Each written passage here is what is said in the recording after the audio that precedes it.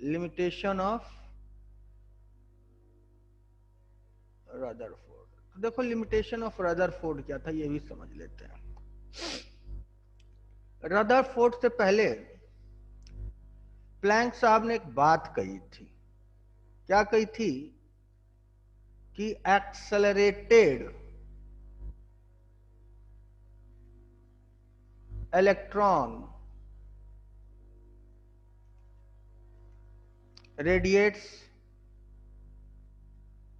Energy. ठीक है। और दूसरा, जैकब बाल्मर, शायद ये स्वीडिश था। ठीक है, जैकब बाल्मर, इसने हाइड्रोजन स्पेक्ट्रम डिस्कवर कर दिया।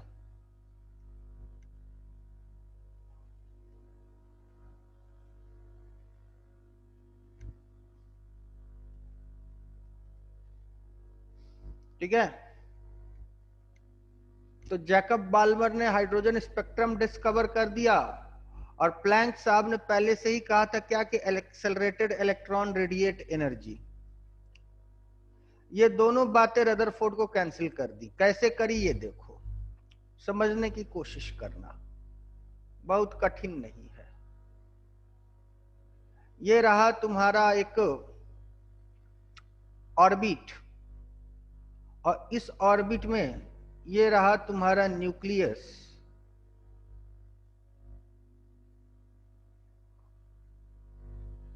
ये न्यूक्लियस रहा और इस न्यूक्लियस के चारों तरफ ऑब्वियसली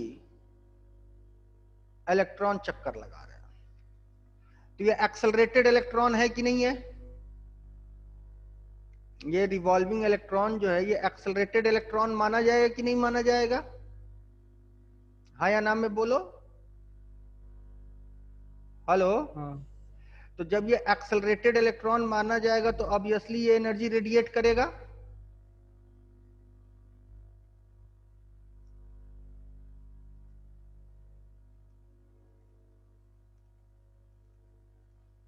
ऑब्वियसली ये एनर्जी रेडिएट करेगा कि नहीं करेगा? हाँ या ना में बोलो। हाँ। तो जब ये एनर्जी रेडिएट करेगा तो धीरे धीरे धीरे धीरे धीरे धीरे ये धीरे धीरे धीरे धीरे धीरे धीरे धीरे धीरे धीरे धीरे धीरे धीरे धीरे धीरे आके न्यूक्लियस में मर्ज कर जाएगा। तो जब ये न्यूक्लियस में मर्ज कर जाएगा तो जो एग्जिस्टेंस ऑफ एटम होना चाहिए वो इमॉर्टल नहीं होनी चाहिए, अमर नहीं होनी चाहिए, उसको मरना चाहिए। मतलब एटम का एग्जिस्टेंस जो है वैनिश हो जाना चाहिए, लेकिन ऐसा नहीं होता है। Existence of atom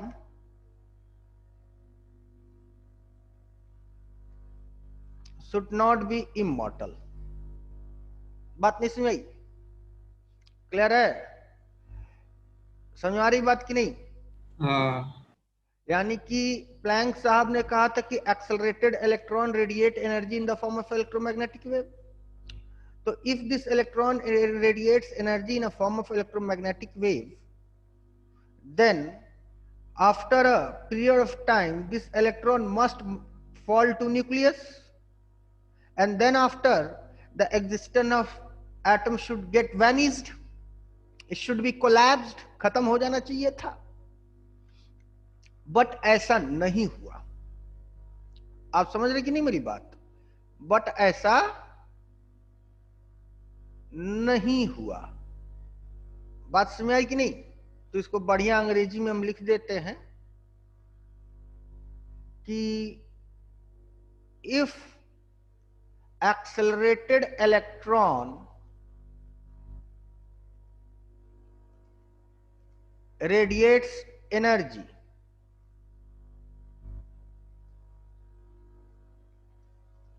then after period of time the electron must fall to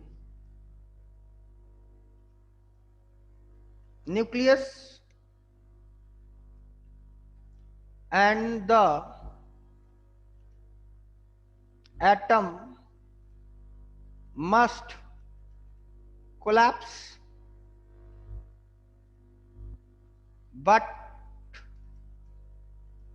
this not happen. लेकिन ऐसा नहीं होता है। ये बड़ा इंपॉर्टेंट बात है। ये इनका एक पहला लिमिटेशन था, लिमिटेशन 1, ड्रॉबैक 1। ठीक है ना? तो इससे एक बात समझ में आती है, या तो प्लैंक साहब गलत हैं या तो रदरफोर्ड गलत है। तो प्लैंक साहब भी गलत नहीं है, रदरफोर्ड भी गलत नहीं है। ऐसा क्या है माजरा, वो नील्स बोर ने आगे एक्सप्लेन करा। दूसरा, Jacob Balmer discovered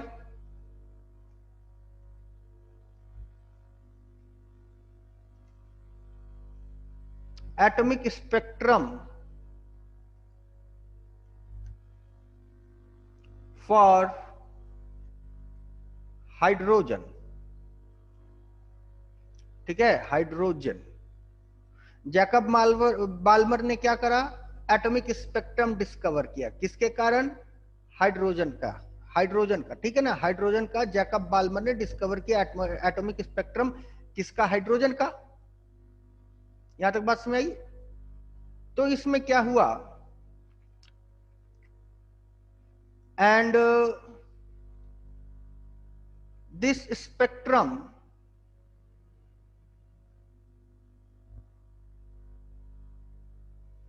can't be explained by Rutherford model. ठीक है, यहां तो कोई डाउट? तो ये दो कारण ऐसे थे हमारे, जो कि हमारे एटॉमिक स्ट्रक्चर जो रदरफोर्ड का था उसको फेल कर रहे थे। यहां तक कोई डाउट किसी को बेटा? हेलो, नहीं। आगे बढ़ते हैं। अब जरा हम लोग ये जानने की कोशिश करेंगे कि हमारा जो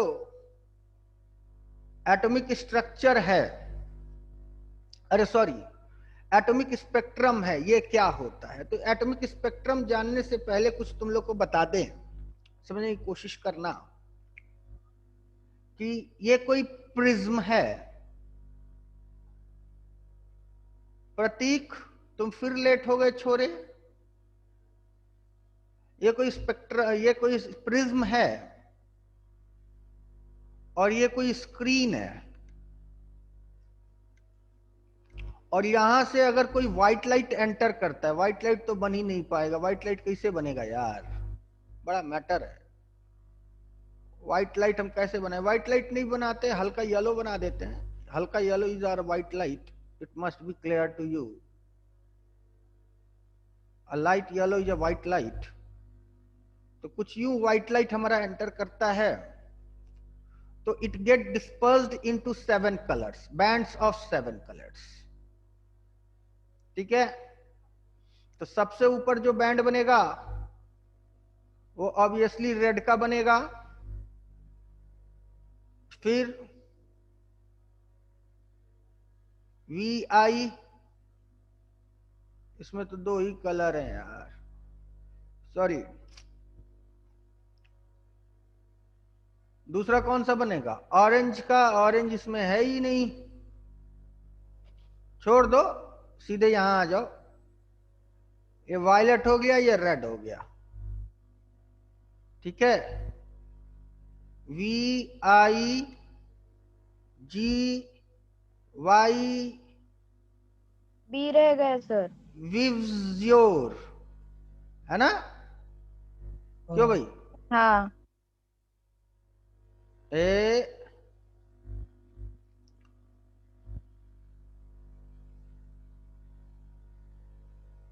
विवज्योर, ठीक है ना? और इस तरह के बैंड्स बनेंगे। तो अगर इन बैंड्स को देखा जाए तो इससे हम लोग कहते हैं कंटिन्यूअस बैंड। क्या कहते हैं? कंटिन्यूअस बैंड, या फिर कंटिन्यूअस स्पेक्ट्रम। अब इसे कंटिन्यूअस बैंड या कंटिन्यूअस स्पेक्ट्रम क्यों कहते हैं? आई थिंक सबके पास एनसीईआरटी होएगी, है कि नहीं है सबके पास NCERT? Hello, do everybody has NCERT? हाँ। तो जिनके पास एनसीईआरटी है वो खोल लें, जिनके पास एनसीईआरटी नहीं कोई और भी रेफरेंस बुक खोल लें। अपने मॉड्यूल में मेरे ख्याल से नहीं होगा क्योंकि अपना मॉड्यूल ब्लैक एंड व्हाइट है, हमें कलरफुल चाहिए ना, तभी तुम लोग कंटिन्यूअस स्पेक्ट्रम समझ में आएगा।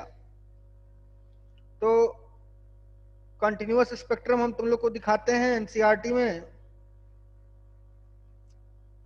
दिखा तो नहीं यार इसमें भी।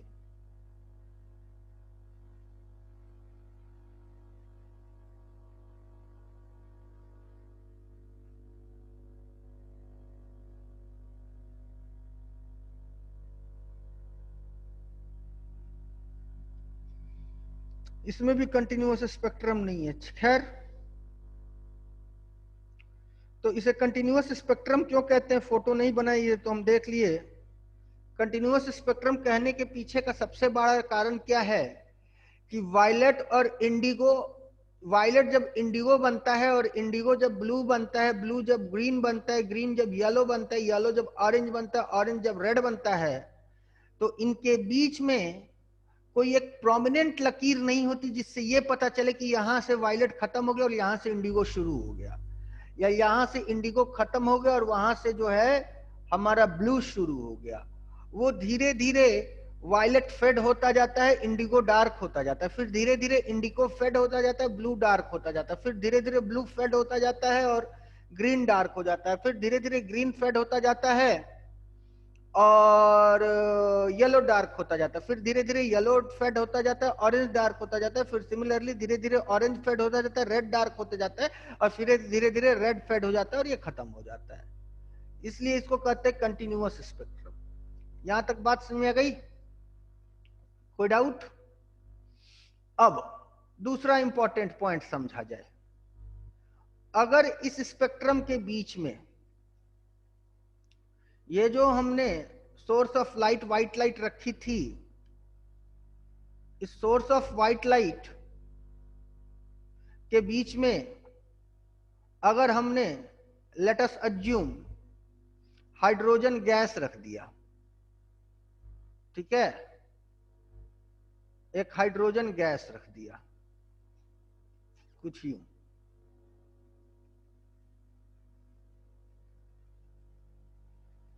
ये हमारा हाइड्रोजन गैस है। तो जब हाइड्रोजन गैस से ये रेज निकलेंगी,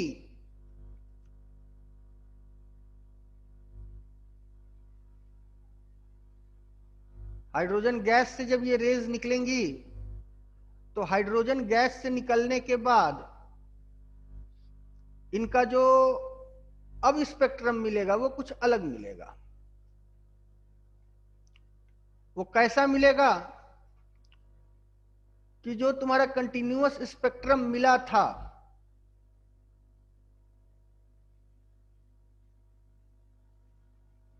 चलो कोशिश करते हैं कि बनाया ही जाए, कुछ बनना तो मुश्किल है यार। जो कंटिन्यूअस स्पेक्ट्रम मिला था लाल का,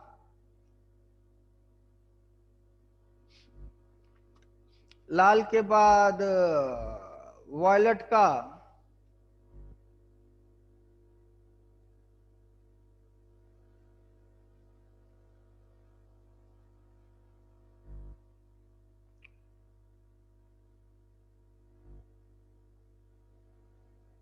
ये इंडिगो ब्लू सब एक ही है, क्या करें, फर्क बताना मुश्किल है। I am sorry for that. Blue भी ले लो इसी को, ठीक है, VIBG ले लेते हैं।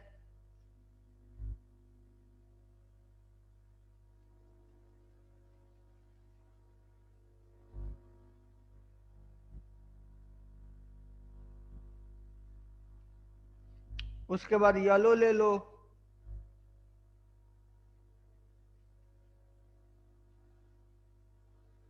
है ना, और गड़बड़ हो गया यार। और येलो के बाद ऑरेंज तो है नहीं, तो हम पिंक से ही ऑरेंज का काम चला लेते हैं। कुछ ऑरेंज टाइप का इसी को बना मान लेते हैं, इसी को ऑरेंज मान लेते हैं। हो गए 7 रंग।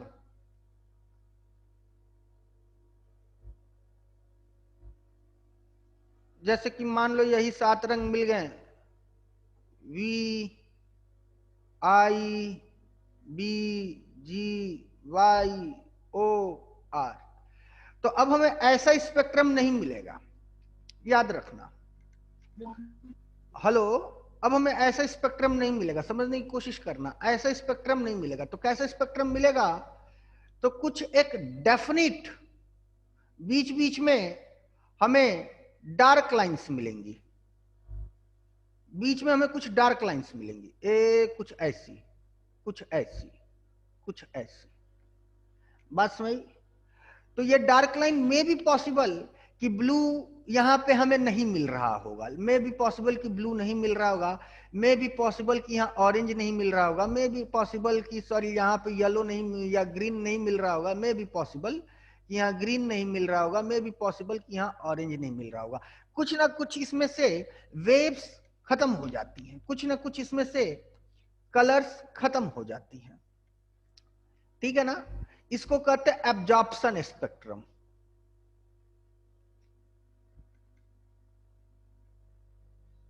इसे क्या कहते हैं? Absorption spectrum. हुआ यूं कि ये जो फोटॉन्स थी, व्हाइट लाइट की जो फोटॉन्स थी, उनमें से कुछ फोटॉन्स इस गैस ने एब्जॉर्व कर लिया।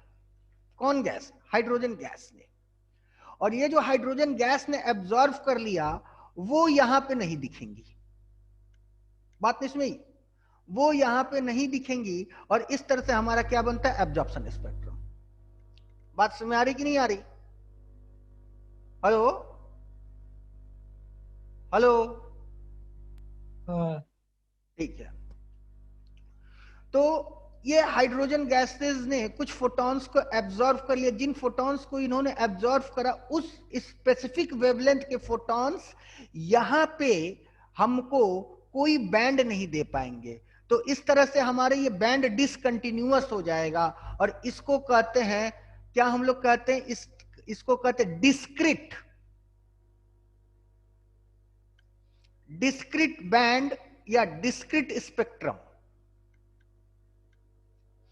डिस्क्रिट का मतलब होता है अलग अलग, डिस्क्रिट का मतलब होता है अलग अलग। तो यहाँ पे ये सारे बैंड्स अलग अलग दिखेंगे, इनके बीच में एक मार्जिनल ब्लैक डार्क लाइन दिखेगी जो कि इनको बांट रही होगी। बात समझ में आ गई? कोई डाउट? क्लियर है? हेलो हेलो, अब आगे बढ़ते हैं। अब अगले केस में यही मेरा प्रिज्म है और यही मेरा हाइड्रोजन गैस है, और अब हमने हाइड्रोजन गैस को किसी सोर्स से हीटेड कर दिया, ठीक है। जब इसको हमने हीटेड कर दिया तो इससे रेडिएशंस निकलेंगी, और ये रेडिएशंस कौन कौन सा? ऑरेंज, ग्रीन और ब्लू। ये रेडिएशंस यहां पे हमें देंगी ऑरेंज, ग्रीन और कुछ ब्लू। इस तरीके से बनाया जा सकता था यार, कोई इशू नहीं, कोई बात नहीं, ठीक है ना बेटा। तो कुछ इस तरीके से, तो इसे हम लोग नाम देते हैं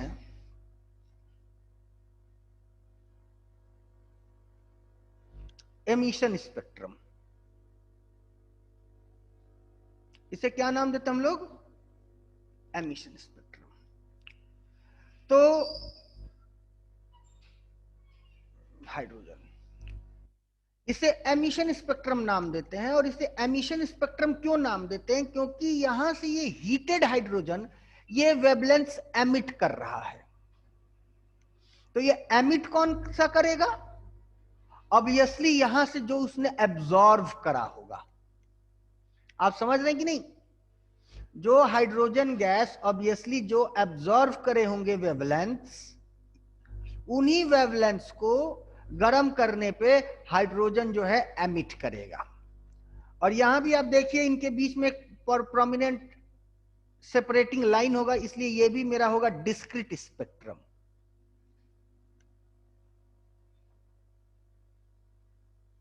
क्या होगा?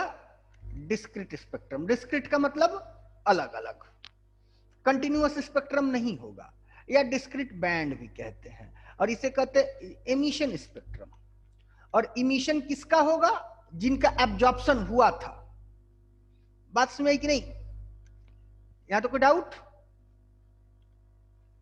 क्लियर है? और ये भी डिसकंटिन्यूअस इन नेचर होगा। तो याद रखना कि फॉर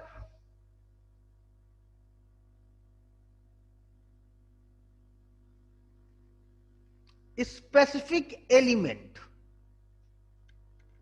किसी भी एक निश्चित एलिमेंट के लिए, चाहे हाइड्रोजन हो, चाहे लिथियम हो, चाहे बेरिलियम हो, चाहे बोरोन हो, चाहे कार्बन हो, चाहे नाइट्रोजन हो, ठीक है, for specific element there is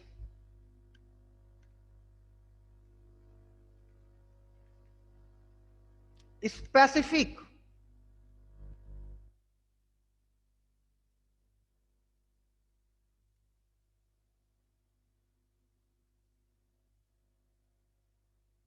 specific spectrum, चाहे वो इमिशन हो, आइदर इमिशन और एब्जॉर्प्शन। ठीक है? कोई डाउट? समझ में आई बात? हेलो? ठीक है ना? तो हाइड्रोजन के स्पेक्ट्रम एनालिसिस अगर हम लोग करें, चाहे इमिशन स्पेक्ट्रम करें, चाहे एब्जॉर्प्शन स्पेक्ट्रम बनाए, वो दुनिया का किसी भी हाइड्रोजन के लिए यही होगा। समझ में आई बात? क्लोरीन का करें तो दुनिया के किसी भी क्लोरीन के लिए यही होगा, फ्लोरीन का करेंगे तो किसी भी फ्लोरीन के लिए यही होगा।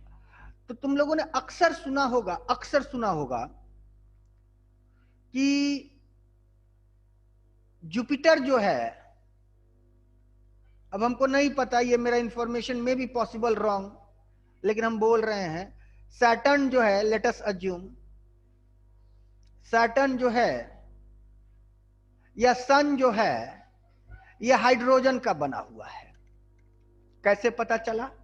सन के रेडिएशंस का स्पेक्ट्रम एनालिसिस करें, वो वही स्पेक्ट्रम एनालिसिस मिला जो जमीन के हाइड्रोजन का मिला।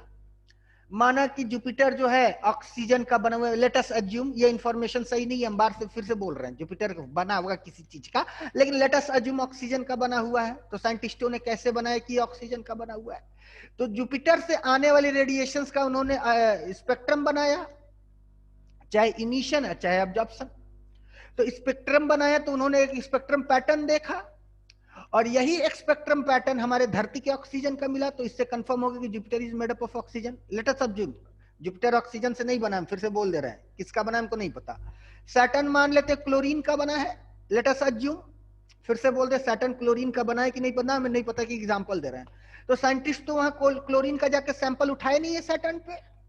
उन्होंने किया क्या कि सैटर्न से जो रेडिएशंस आए, जो सैटर्न से रेडिएशंस आए, उन रेडिएशंस को उन्होंने रिसर्च करा, एब्जॉर्व करा, और उन रेडिएशंस को जो उन्होंने जो उसका स्पेक्ट्रम पैटर्न पाया, वही स्पेक्ट्रम पैटर्न हमको क्लोरीन का धरती पे मिला। तो इससे हम कंफर्म हो गए कि Saturn is also made up of chlorine. यानी कि हर स्पेसिफिक एलिमेंट का अपना स्पेसिफिक स्पेक्ट्रम होता है, चाहे वो इमिशन हो चाहे वो एब्जॉर्प्शन हो। बात समझ में आई कि नहीं आई? कोई डाउट? हेलो? नहीं। हाँ, फिर से हम सारी बातों को रिवाइज कर देते हैं ताकि तुम लोग को समझ में आ जाए। चाय वाय पिया जाएगा? चाय पिया जाएगा कि नहीं पिया जाएगा? तो फोन करोगे? चाय वाले को फोन कर दे बेटा कि ना करें? पाठक पाठक बोल नहीं रहा, मतलब पाठक चाह रहा है कि हम चाय ना पिए। बेटा तुम जल रहे हो अंदर ही अंदर, कहोगे सर तो खुद चाय पी पी पढ़ाएंगे और हमको खाने पीने को कुछ मिल नहीं रहा है। नहीं सर, पी लो सर। हाँ, स्विच ऑफ आहे। जाओ पाठक, तुम्हारे मन की मुराद पूरी हो गई, स्विच ऑफ आहे। दूसरा देखते हैं, मोहिते मोथा। सर मैं लेके आऊँ के? ना ना बेटा, थैंक यू। तुम्हारी पढ़ाई डिस्टर्ब हो जाएगी, पढ़ाई डिस्टर्ब ना होती तो हम बुला भी लेते।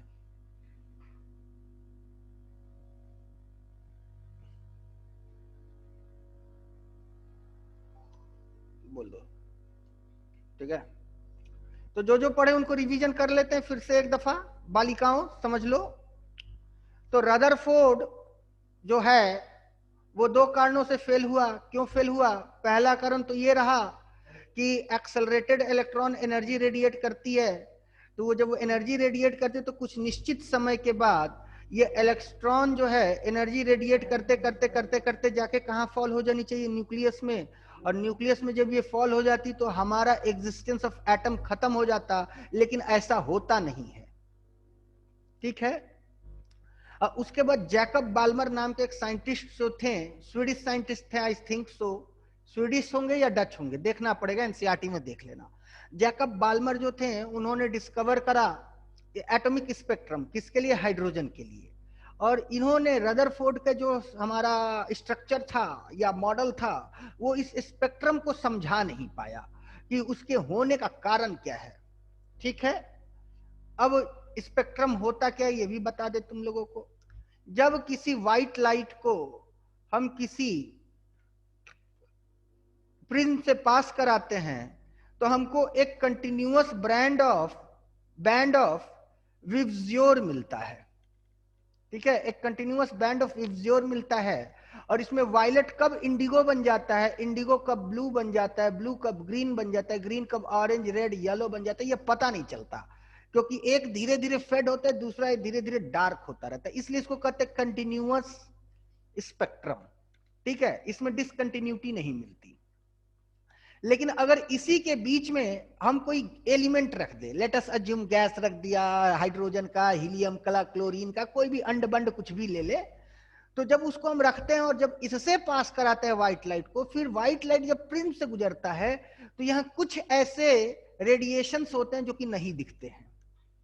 वो रेडिएशंस क्यों नहीं दिखते हैं? क्योंकि वो रेडिएशंस का स्पेसिफिक वेवलेंथ का जो फोटोन है ये गैस ने एब्जॉर्व कर लिया, और ये गैस ने जब एब्जॉर्व कर लिया तो वो फोटॉन्स हमें नहीं दिखते, तो वहां हमें एक डार्क बैंड दिखता है, और ये डार्क बैंड जो है इनको सेपरेट कर देता है। तो फिर यहां से हमें डिस्क्रीट बैंड मिल जाते हैं, यानी अलग अलग बैंड मिल जाते हैं, क्योंकि उनकी डिस्कंटिन्यूटी खत्म हो जाती है, क्योंकि कुछ वेवलेंथ्स यहाँ एब्जॉर्ब हो चुके हैं, और इसको कहते हैं एब्जॉर्प्शन स्पेक्ट्रम। और जो स्पेक्ट्रम मिलता है वो डिस्क्रीट नेचर का होता है। डिस्क्रीट का मतलब अलग अलग होता है, जाके डिक्शनरी में देख लेना, ठीक है ना। समझ में आई बात? डिस्क्रीट का सिंपल मतलब होता है अलग अलग। फिर इसका दूसरा पर क्या किया गया कि इसी गैस को फिर हीट करा गया, तो हीट करा गया तो इससे जो रेडिएशंस निकली, वो रेडिएशंस जब प्रिज्म से गुजारी गई तो इनके भी कुछ बैंड्स बने, तो इनके भी बैंड्स कंटिन्यूअस नहीं बने, तो इनके कौन से बैंड बने? इनके वही बैंड बने जो कि यहां एब्जॉर्ब हो चुके थे। इट शुड बी क्लियर, जो इसने यहां पे चुरा लिया था, जो यहां पे उसने खा लिया था, वही ये यहां पे उसको उल्टी कर दिया। बात सुनाई? बाकी सब इसमें नहीं मिल पाए। क्यों? क्योंकि इसका जो इसने एब्जॉर्व करा था वही वो एमिट करा, और इसको कहते हैं एमिशन स्पेक्ट्रम। बात सुनाई? और जितने भी गैसेज हैं, जितने भी एलिमेंट्स हैं, जितने भी मॉलिक्यूल्स हैं, सबके अपने एक निश्चित स्पेक्ट्रम पैटर्न होते हैं, जिससे हम ये पता लगा सके कि ये कौन सा स्पेक्ट्रम है। या तो कोई डाउट?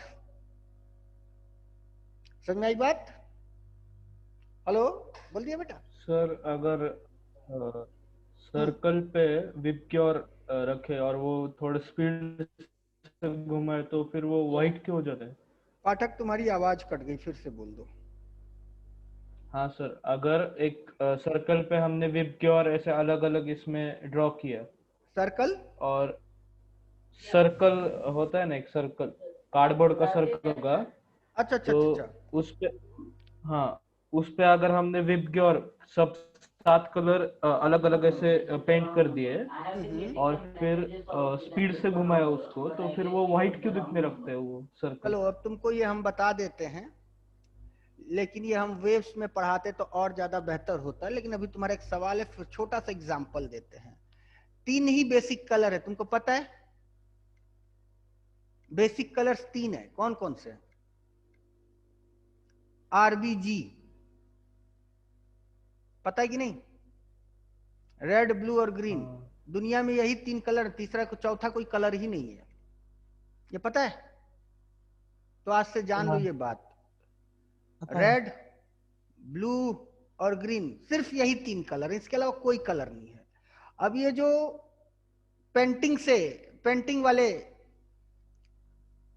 जो BFA MFA करते हैं, फाइन आर्ट वाले स्टूडेंट जो होते हैं, वो बता देंगे कि रेड और ब्लू मिलाने से क्या बनेगा, ब्लू और ग्रीन मिलाने से क्या बनेगा, रेड और ब्लू से जो मिला फिर उसमें ग्रीन मिला दिया जाए तो क्या बनेगा। तो दुनिया की सारी कलरें मिल सकती हैं इस तरह से। तो दुनिया की सारी कलरें जो हैं इन्हीं से मिला है और कहीं से नहीं मिला है। तो तुम ऐसे भी छोड़ो, तुम एक छोड़ो, तुम जो पेस्ट आता है ना, कलर पेस्ट बाजार में, है ना, हाँ उस कलर पेस्ट को उठाओ और विबग्योर थोड़ा थोड़ा थोड़ा थोड़ा सब निकालो और सबको मिला के पेस्ट बना दो। तो जब सबको मिला के पेस्ट बनाओगे तो वो हल्का येलोविश आएगा, और हल्का येलोविश जो होता है वो तकरीबन तकरीबन व्हाइट होता है। व्हाइट लाइट कभी व्हाइट नहीं होता, वो लाइट पेल येलो होता है, पेल येलो। समझ में आई बात? धूप हमेशा पेल येलो होता है, कभी भी व्हाइट नहीं होता, ध्यान से देखोगे तो समझ में आएगा। समझ में आ रही बात कि नहीं? हाँ ठीक है ना? पेल येलो का मतलब लगभग लगभग हल्का पीलापन। जैसा कि व्हाइट शर्ट हम लोग कई पुराना हो जाता है, कचारते कचारते धुलते धुलते, तो उस पर हल्का पीलापन आ जाता है, कभी सुना है कि नहीं? हाँ सर, ऑफ वाइट कलर। हाँ, तो ये पेल येलो आता है। तो तुम छोड़ो ना यार वो अपना बोर्ड वोर्ड घुमाने उमाने वाला कुल टिटिम्मा छोड़ो, जाओ जो तुम पेंट आते हैं ना ऐसे ट्यूब बने बने, आते कि नहीं आते हैं? हाँ हाँ, इसमें तुम विबज्योर वाला पूरा का किट ले लो, है ना, और सब में से बराबर मात्रा का अमाउंट निकाल लो, और अमाउंट निकाल के सबका पेस्ट बना दो, देखो तुमको पेल येलो कलर आ जाएगा। ठीक है? ऐसा, अब ऐसा क्यों होता है ये हम लोग पढ़ेंगे सुपरपोजिशन में। ठीक है? होता क्या कि वेवलेंथ सुपर इंपोज करके एक नया वेवलेंथ बनाते एक निश्चित तरह का। खैर आगे बढ़े, बात समझ आई? हाँ कोई डाउट? अच्छा, फिजिक्स में जब हम लोग हर एलिमेंट का अलग अलग स्पेक्ट्रम एनालिसिस की जो पढ़ाई करते हैं उसी को हम लोग नाम देते हैं स्पेक्ट्रोस्कोपी। ये एक ब्रांच ऑफ फिजिक्स है। ब्रांच ऑफ फिजिक्स क्या है? ये ऐसा ब्रांच ऑफ फिजिक्स है जिसमें कि हम लोग हर एलिमेंट का अलग अलग स्पेक्ट्रल एनालिसिस करते हैं। बात समझ आई?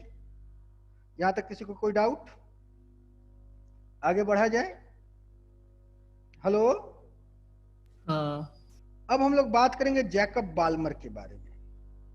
जैकब बाल्मर ने ऐसा क्या किया कि उसने रदरफोर्ड के लिए सरदर्द पैदा कर दिया।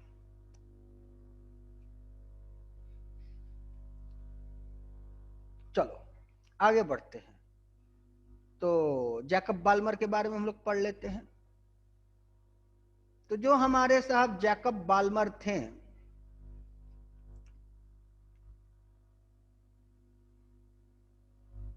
उन्होंने हाइड्रोजन का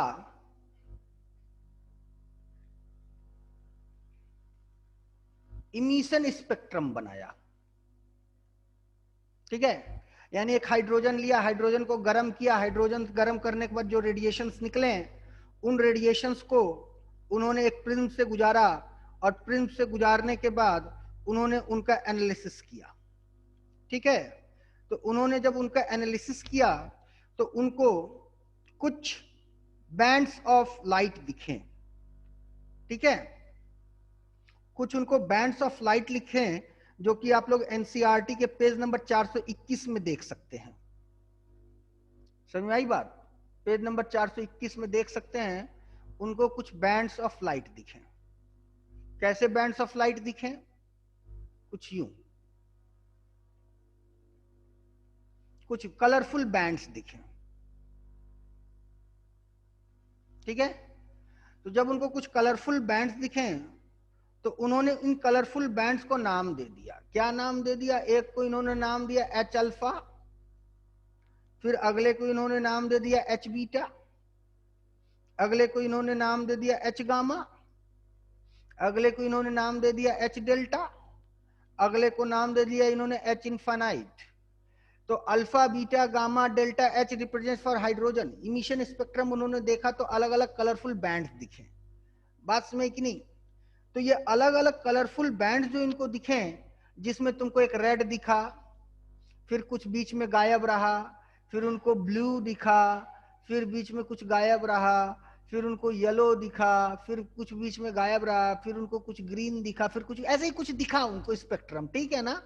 क्या दिखा वो बात की बात है, लेकिन उनको अलग अलग स्पेक्ट्रम्स दिखा। तो ये अलग अलग स्पेक्ट्रम उनको दिखा क्यों? इसलिए दिखा क्योंकि ये जो स्पेक्ट्रम है ये विजिबल रेंज ऑफ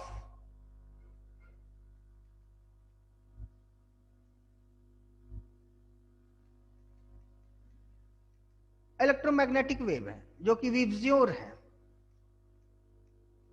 ठीक है, ये हमको नंगी आंखों से भी दिख सकती है। ये इलेक्ट्रोमैग्नेटिक वेव्स हम लोग नंगे आंखों से भी देख सकते हैं, लेकिन अल्ट्रावायलेट और इंफ्रारेड ये हम नंगी आंखों से नहीं देख सकते हैं। तो ये जैकब बाल्मर को नहीं दिखा। नहीं दिखा इसका मतलब था नहीं दिखा क्योंकि उनकी आंखों की काबिलियत नहीं थी कि इसे देख सके। क्यों? क्योंकि हमारे आंखों के जो सेल्स होते हैं वो अल्ट्रावायलेट और इंफ्रारेड को एनालाइज नहीं कर पाते हैं, वो सिर्फ और सिर्फ इसी को एनालाइज कर पाते हैं। और उनको यही दिखा और उन्होंने एक स्पेक्ट्रम बनाया, जिस स्पेक्ट्रम को इन्होंने नाम दे दिया क्या? और इस स्पेक्ट्रम की जो सीरीज मिली उसे नाम दे दिया गया क्या? Balmer series. तो बाल्मर सीरीज के लिए इन्होंने एक फॉर्मूला बनाया। इस फॉर्मूला का इनका कोई मैथमेटिकल कॉन्सेप्ट नहीं रहा। तुमको बता दे, इस फॉर्मूले को उन्होंने काफी मेहनत करके हिट एंड ट्रायल करके जनरल पैटर्न्स को फॉलो कर करके पाया। और उन्होंने फॉर्मूला क्या बनाया था ये भी तुमको बता दें। उन्होंने फॉर्मूला बनाया था 1/लैम्डा is equal to r into 1/n square minus 1/2 square minus 1/n square. ठीक है, r जो है वो रेडबर्ग कांस्टेंट है। r क्या है? r is equal to Rydberg constant. इसकी वैल्यू हम अभी बताएंगे, कुछ देर बाद बताएंगे, फिलहाल इतना r is equal to Rydberg constant जान लो। तो उन्होंने इस फॉर्मूले को बहुत हिट एंड ट्रायल करके बनाया। और उन्होंने हिट एंड ट्रायल करने के बाद उन्होंने देखा कि हम यहाँ पे n की वैल्यू अगर कुछ रख देते हैं तो n की वैल्यू जो भी होगी या तो 2 होगी, सॉरी 2 नहीं होगी, 3 होगी, n की वैल्यू 4 होगी, n की वैल्यू 5 होगी, n की वैल्यू 6 होगी, n की वैल्यू 7 होगी। यानी n belongs to greater to infinite,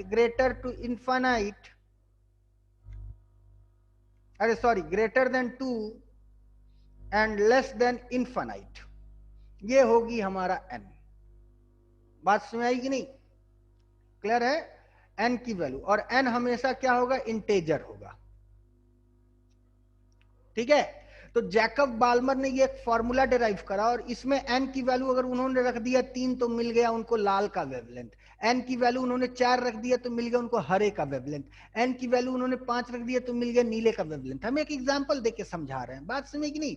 और इस फॉर्मूले के लिए उन्होंने कोई मैथमेटिकल एक्सप्लेनेशन नहीं दिया, तो वो काफी हिट एंड ट्रायल किया, बड़ा मेहनत किया, तो उन्होंने देखा कि कुछ इस तरह के रिलेशंस आ रहे हैं और इसीलिए इसको नाम दिया गया एम्पेरिकल फॉर्मूला। क्या नाम दिया गया? Empirical formula given by Jacob Balmer. बात समझ आई कि नहीं? यहां तो कोई doubt? Hello hello hello sir आप फिर से एक्सप्लेन कर सकते हो क्या? मैंने एकदम कर सकते हैं, क्यों नहीं कर सकते हैं, लेकिन इसका अलग से पैसा पड़ेगा मेरे भाई। जैकब बाल्मर नाम के जो साइंटिस्ट थे, उन्होंने हाइड्रोजन का इमिशन स्पेक्ट्रम बनाया। हाइड्रोजन का इमिशन स्पेक्ट्रम कैसे बनाया? एक बर्तन ले लिया, ट्रांसपेरेंट शीशे के अंदर हाइड्रोजन को बांध दिया, फिर उसको गर्म किया तो उससे रेडिएशंस निकले। उस रेडिएशंस को उन्होंने प्रिज्म से गुजारा, प्रिज्म से गुजारने के बाद उस रेडिएशंस को उन्होंने स्क्रीन पे पाया, तो उनको अलग अलग कलरफुल बैंड्स मिले, और उन कलरफुल बैंड्स के बीच में कुछ गैप्स थे, ठीक है। तो उन्होंने डिस्क्रिट अलग अलग बैंड्स पाया, डिसकंटिन्यूअस बैंड पाया, और डिसकंटिन्यूअस बैंड उन्होंने जो पाया वो उन्होंने इसलिए पा लिया क्योंकि वो डिसकंटिन्यूअस बैंड्स के जो भी कलर थे वो विबज्योर में से ही कोई ना कोई कलर थे जो कि visible to human eye, human naked eye है, ठीक है। तो उन्होंने वो पा लिया, ठीक। और उन्होंने जो ये स्पेक्ट्रम पाया, उस इमिशन स्पेक्ट्रम को उन्होंने, उस स्पेक्ट्रम में उन्होंने लाल, हरा, नीला, पीला जो कुछ भी पाया, उसके लिए उन्होंने एक मैथमेटिकल रिलेशन निकाला। और उस मैथमेटिकल रिलेशन का कोई कारण नहीं था, कोई मैथमेटिकल एक्सप्रेशन नहीं था, वो काफी हिट एंड ट्रायल के मेथड से मैथमेटिकल एक्सप्रेशन निकाले। और वो मैथमेटिकल एक्सप्रेशन उन्होंने निकाला 1/λ = r × 1/2² - 1/n², जहां r जो रहा मेरा रेडबर्ग कांस्टेंट रहा, ठीक है। रेडबर्ग कांस्टेंट की अपनी एक वैल्यू होती है जो कि हम आगे तुम लोग को बताएंगे। और उन्होंने ये एक फॉर्मूला निकाल दिया। तो उन्होंने कहा कि n की वैल्यू अगर 3 रखते हो तो तुमको लाल लाइट मिल जाएगा, n की वैल्यू 4 रखते हो तो ब्लू मिल जाएगा, n की वैल्यू 5 रखते हो तो ग्रीन मिल जाएगा। यानी उनके जो भी स्पेक्ट्रम्स के कलर्स मिले हैं वो कलर्स इसी फॉर्मूले को सेटिस्फाई करते हुए मिले। कौन सा? 1/λ = r × 1/2² - 1/n²। बात समझ कि नहीं? और n की वैल्यू 2 से लेके इनफाइनाइट तक कुछ भी रखी जा सकती है, और n की वैल्यू जो भी होगी इंटीजर्स होंगी। क्लियर है? कोई डाउट? हेलो, नहीं, अब भी समझ में आई बात कि फिर से एक बार?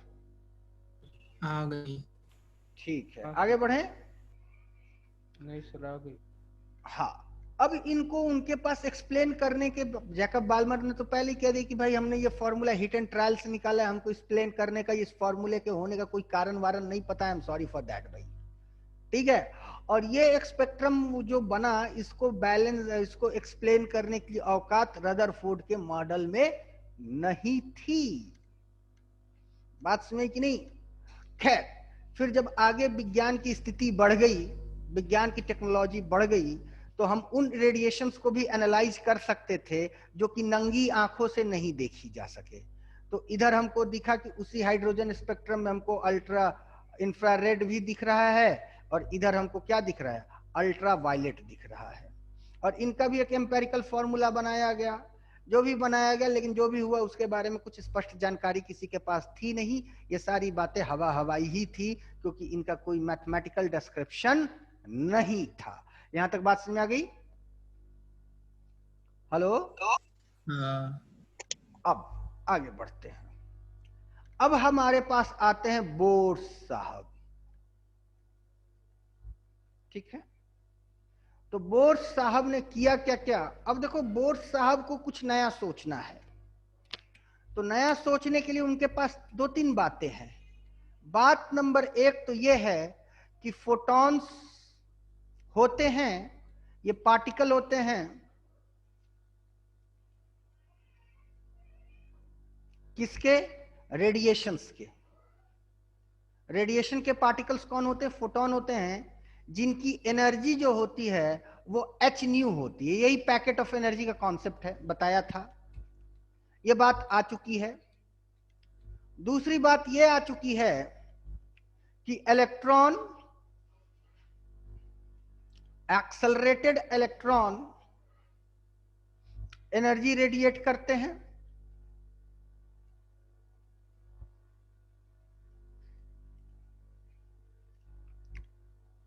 और तीसरी बात उनको क्या मिल गई थी? हाइड्रोजन का इमिशन स्पेक्ट्रम।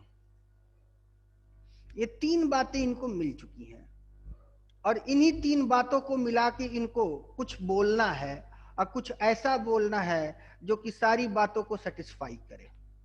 बात समझ? कौन कौन सी? फोटॉन्स होती है जिनके पास एनर्जी h न्यू होती है, इलेक्ट्रॉन एक्सेलरेटेड इलेक्ट्रॉन्स जो है वो एनर्जी रेडिएट करते हैं, हाइड्रोजन का इमिशन और एब्जॉर्प्शन स्पेक्ट्रम दो बन रहे हैं। एब्जॉर्प्शन स्पेक्ट्रम क्यों बन रहा है, इमिशन स्पेक्ट्रम क्यों बन रहा है, ये भी हमें एक्सप्लेन करना है। तो देखो उन्होंने क्या बोला, अब इसको बात को समझते हैं। उन्होंने कहा कि प्लैंक को भी खुश रखते हैं और रदरफोर्ड को भी खुश रखते हैं, किसी को नाराज नहीं करते हैं। उन्होंने इस फंडे को अपनाया। आपने किसी को नाराज नहीं करना है भाई।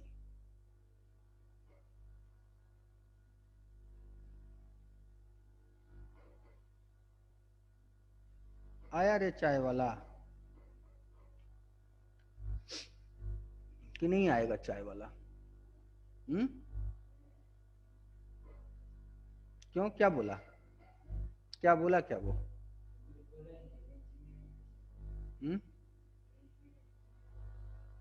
अच्छा, कवरेज एरिया के बाहर था।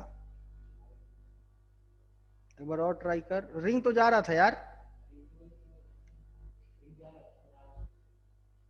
अच्छा,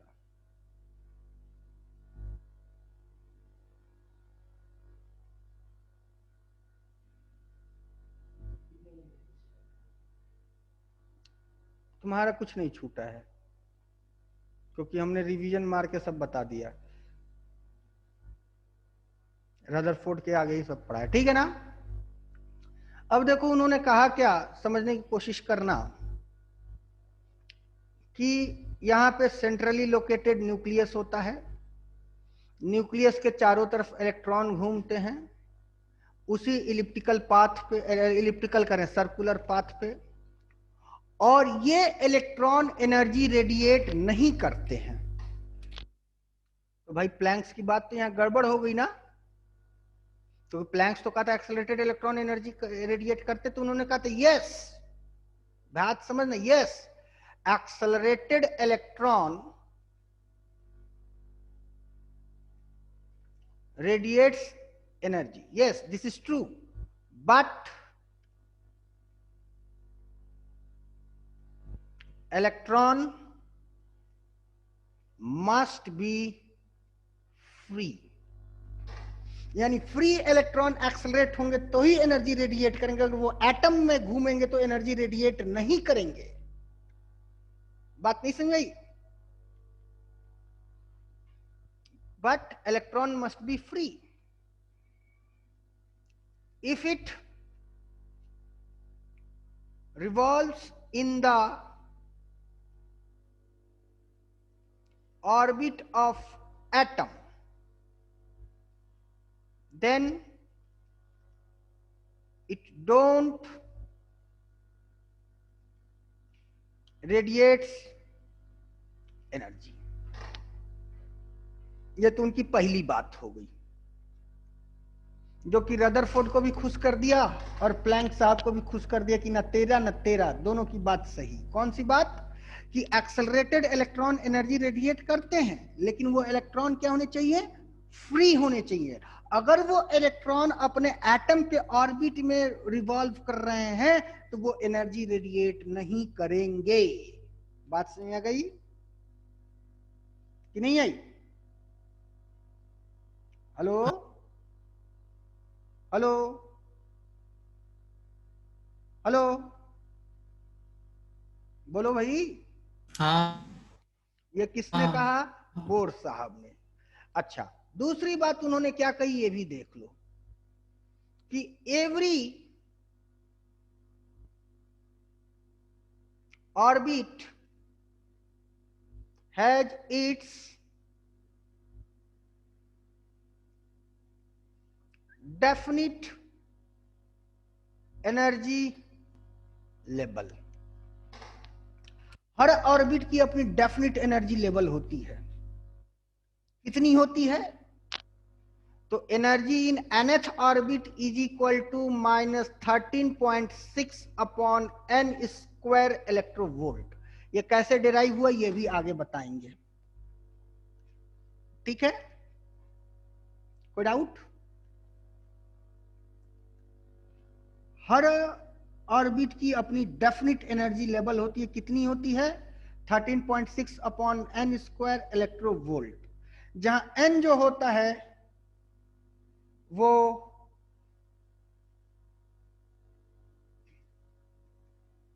पोजीशन ऑफ ऑर्बिट होता है, और इसे कहते हैं हम लोग क्या, प्रिंसिपल क्वांटम नंबर। ये एक्सप्रेशन कहां से, ये हम एक्सप्लेन करेंगे, डिराइव करेंगे।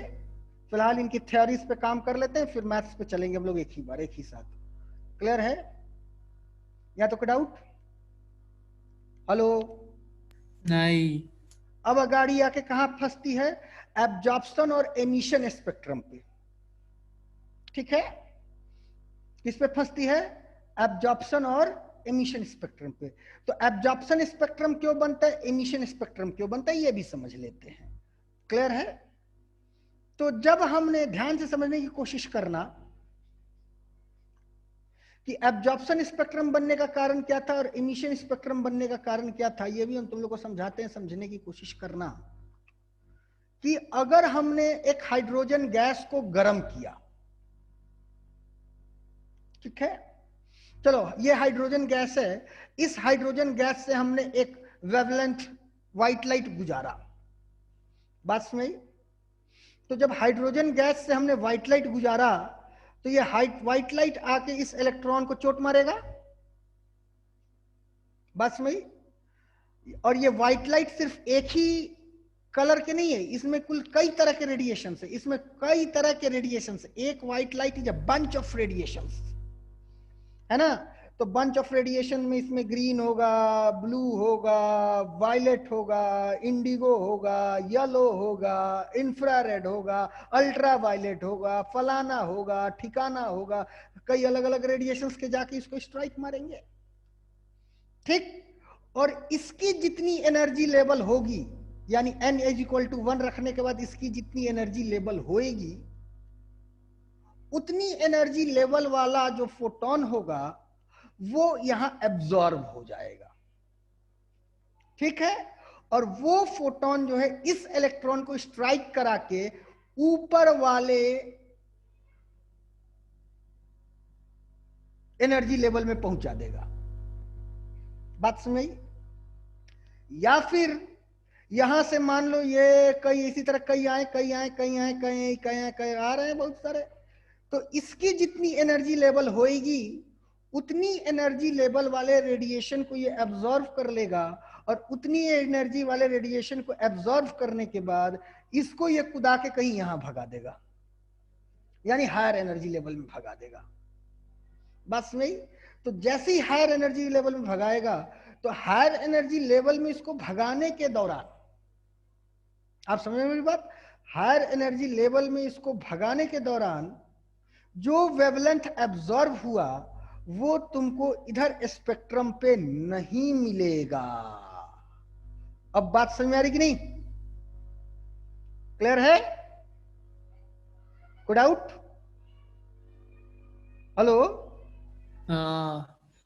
ये भी हो सकता है कि ये इसको यहां से कुदा के यहां भगा दे, यहां से कुदा के यहां भगा दे, तो इसका जो डेल्टा ई होगा, तो डेल्टा ई इसका कितना हो जाएगा, -13.6 अपॉन, इसको एक मान लेते हैं, -13.6 अपॉन, ये कौथा है 1 2 3 4 16, इसका जो मॉड आएगा, इसकी जितनी एनर्जी होगी,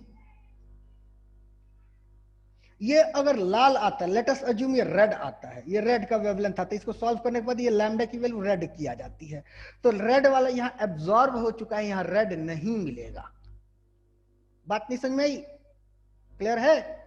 अब इसको कुदा के यहां भगा दिया, लेट अस अज्यूम यहां भगा दिया, तो यहां का जब हम डेल्टा ई निकालते हैं, ऐसे समझो, तो डेल्टा ई कितना हो जाएगा, -13.6 1/1 का स्क्वायर माइनस 1/9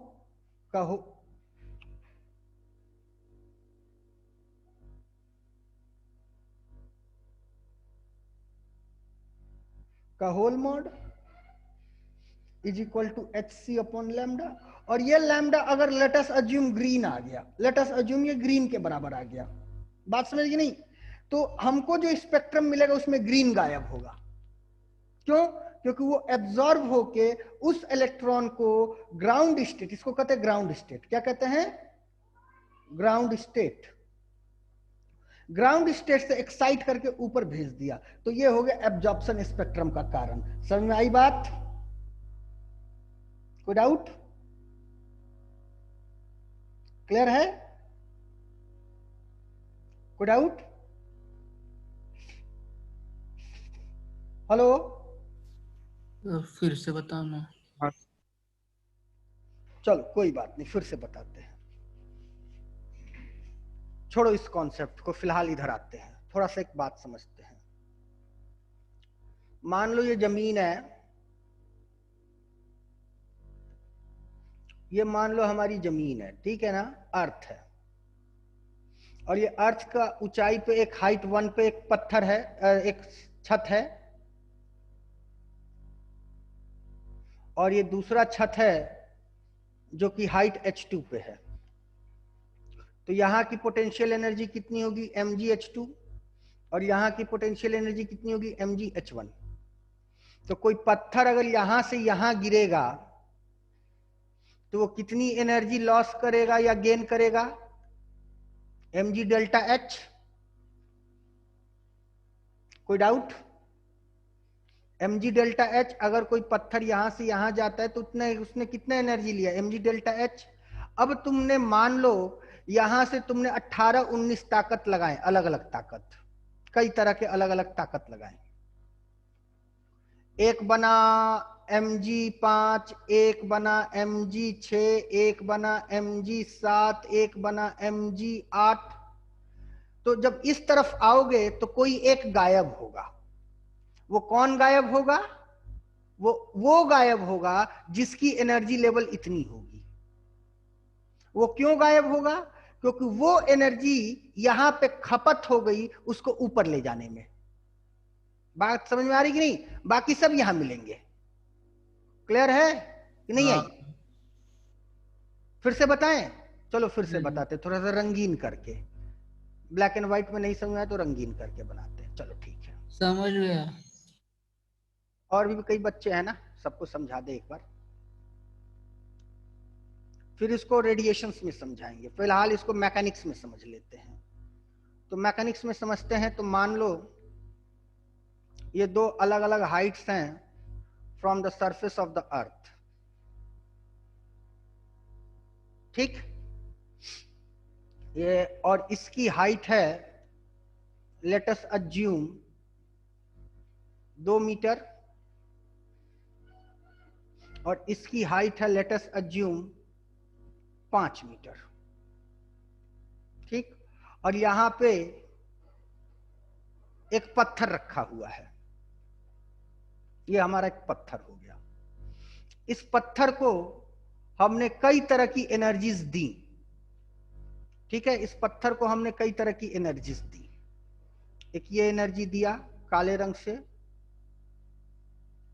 एक ये एनर्जी दिया लाल रंग से, एक ये एनर्जी दिया हरे रंग से, एक ये एनर्जी दिया नीले रंग से, ठीक है? नंबर ऑफ एनर्जीज इसको दी गई, कई तरह की एनर्जी। बात समझ? और ये सारी एनर्जीज इस पत्थर पे लगी, और पत्थर जो है इन एनर्जीज के कारण ताकत पाके यहां आ गया, ठीक है? ये पत्थर इन एनर्जीज के कारण ताकत पाके यहां आ गया। तो ये कितना ताकत पाया? यहां पे इसने ताकत गेन कर लिया mg3, ठीक है? 3 mg। तो 3 mg पा गया, और 3 mg corresponds to, let us assume red light. 3 mg corresponds to red light. बात समझ? तो जब तुमको यहां पे जो स्पेक्ट्रम मिलेगा, इस तरफ जो स्पेक्ट्रम मिलेगा, वो जो मिलेगा, याद रखना कि वो ब्लैक लाइट तो तुमको मिलेगा ही मिलेगा, फिर तुमको ग्रीन लाइट भी मिलेगा, फिर तुमको ब्लू लाइट भी मिलेगा, लेकिन रेड लाइट नहीं मिलेगा, क्योंकि वो रेड लाइट खपत हो चुका है इस पत्थर को यहां से यहां उठाने में। नहीं बात समझ आई? हेलो, हाँ। कोई डाउट? नहीं। अब इसी बात को अब हम लोग समझते हैं। तो एक रेडिएशन के पास जो एनर्जी होती है वो कितनी होती है ये भी समझ लेते हैं। तो एक रेडिएशन के पास जो एनर्जी होती है, कोई भी कलर का रेडिएशन हो, it hardly matters, energy E is equal to -13.6 upon n square electronvolt is equal to hc upon lambda. एक रेडिएशन की इतनी एनर्जी होती है ना? सॉरी, हाँ, क्लियर है। और ये एनर्जी किसकी होती है? एक ऑर्बिट की। हर ऑर्बिट की अपनी डेफिनेट एनर्जी लेवल होती है। बात समझ में आ गई? अब ध्यान दो, यहां से तुमको red, green, blue, orange, yellow सारे लाइट्स जा रहे हैं। वो इस वाले पार्टिकल को स्ट्राइक किया, और इस वाले पार्टिकल को स्ट्राइक करने के बाद इसको उड़ा के भगा दिए कहीं यहां, उड़ा के भगा दिए कहीं यहां। तो जब उड़ा के यहां भगा दिए तो इसकी जो डेल्टा ई आएगी, डेल्टा ई आएगी, वो कितनी आएगी? इस एनर्जी लेवल्स के डिफरेंस। तो एनर्जी लेवल का फॉर्मूला क्या है? -13.6 अपॉन n स्क्वायर इलेक्ट्रोवोल्ट। बात समझ आई कि नहीं आई? तो -13.6 यहां का और यहां का इतना इलेक्ट्रोवोल्ट आया। और ये इलेक्ट्रोवोल्ट जितना आया, जब इसको हमने सॉल्व करा, जब हमने इसको सॉल्व करा तो इसकी वैल्यू hc बाई लैम्डा आया, और जो लैम्डा की वैल्यू सॉल्व करने के बाद आ गई वो ग्रीन के बराबर आ गई। किसके बराबर आ गई? ग्रीन के बराबर। तो जब हमको यहाँ जो स्पेक्ट्रम मिलेगा ना बेटा, ये जो स्पेक्ट्रम मिलेगा, इस स्पेक्ट्रम में ग्रीन गायब होगा, बाकी सब होगा। अब बात समझ आएगी नहीं? हाँ। ये क्या हुआ? एब्जॉर्प्शन स्पेक्ट्रम हुआ। ठीक, फिर मान लो यहां से इसको उछाल के, सॉरी, यहां से इसको उछाल के इसने यहां पे कूदा दिया। ठीक, तो यहां का डेल्टा ई निकाल लेते हैं। तो यहां का डेल्टा ई कितना हो जाएगा? -13.6 इंटू 1/4 -1/9, 9 नहीं, सॉरी, 1/9 माइनस 1/16, 1/16 का whole mod is equal to hc upon lambda. तो जब सॉल्व करा तो लैम्डा की वैल्यू लेट अस अज्यूम मिल गई रेड। लैम्डा की वैल्यू क्या मिल गई? रेड। बात समझ आई? तो इस स्पेक्ट्रम पे अब तुमको लाल रंग नहीं मिलेगा। बात समझ आई? लाल रंग नहीं मिलेगा, क्योंकि वो लाल रंग की जो रेडिएशन थी जो एब्जॉर्ब्ड हो गई, वो एब्जॉर्ब्ड होने के बाद इस इलेक्ट्रॉन को इस एनर्जी लेवल से उछाल के इस एनर्जी लेवल में ला दी। बात समझ में आ रही कि नहीं आ रही? हेलो, हाँ। कोई डाउट? नहीं। तो इस तरह से हमें एब्जॉर्प्शन स्पेक्ट्रम मिला। ठीक है ना? अब एमिशन स्पेक्ट्रम क्यों मिला? एमिशन स्पेक्ट्रम मिलने का कारण उन्होंने क्या समझाया था, ये भी तुमको समझा दे, वो भी समझ लेना। अगली तीसरी बात उनकी होगी ना, दो बातें तो हो गई हैं, तीसरी बात।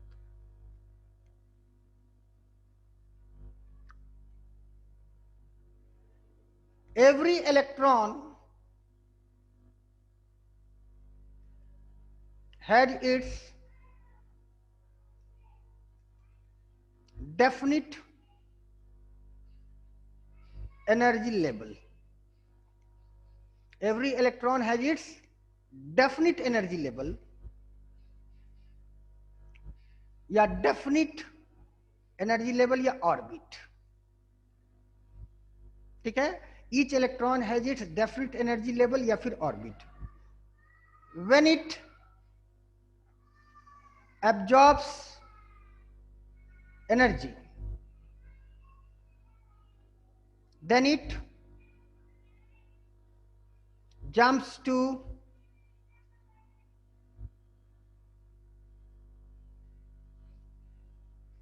higher energy level. ठीक है? then it jumps to higher energy level and absorbs the radiations corresponding to energy difference between the two energy levels. बात समझ में आई कि नहीं? ये बात समझ में आई बेटा? हाँ ठीक. फिर चौथी बात, the electron is not stable in any other orbit except its own energy level. बात समझी? जो भी इलेक्ट्रॉन है वो स्टेबल नहीं होते अपने एनर्जी लेवल के अलावा. ठीक है? सो when they fall to their own energy level, ठीक है, जैसे कि एक एग्जांपल दे रहे हैं, ये यहाँ पे इसका अपना ओरिजिनल एनर्जी लेवल था, एनर्जी गेन करके यहाँ कूद गया, तो एनर्जी गेन करके यहाँ कूद गया तो लेकिन ये स्टेबल नहीं होगा. बात सुनी कि नहीं? जैसे पाठक ही है, पाठक के जेब में डाल दिया 500 रुपए, तो पाठक को एनर्जी आ गई, तो एनर्जी लेके वो तुरंत भाग गया कहाँ? मॉल. लेकिन वो वहां पे स्टेबल नहीं होगा. जैसे ही 500 रुपया खर्चा करेगा फिर वापस अपनी औकात में आ जाएगा, चल बेटा घर की दाल रोटी ही अच्छी है. क्यों? हाँ नहीं बात सुनी? तो ठीक वही बात है कि जब वो अपने जो भी इलेक्ट्रॉन है वो अपने ओरिजिनल ऑर्बिट में ही स्टेबल होता है. Electron is not stable in any other orbit except its own own energy level. वो अपने ही एनर्जी लेवल में स्टेबल है. तो जैसे ही when it falls to their own original level energy level, जब ये अपने ओन ओरिजिनल एनर्जी लेवल में आएगा वापस से, देन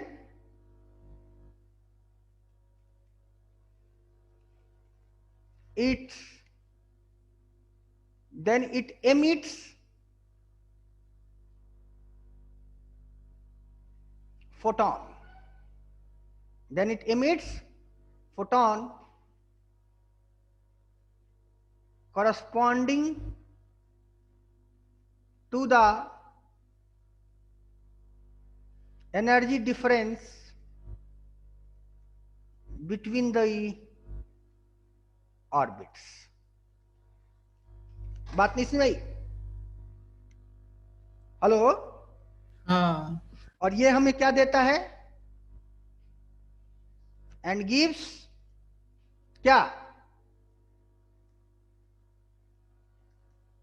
एमिशन स्पेक्ट्रम.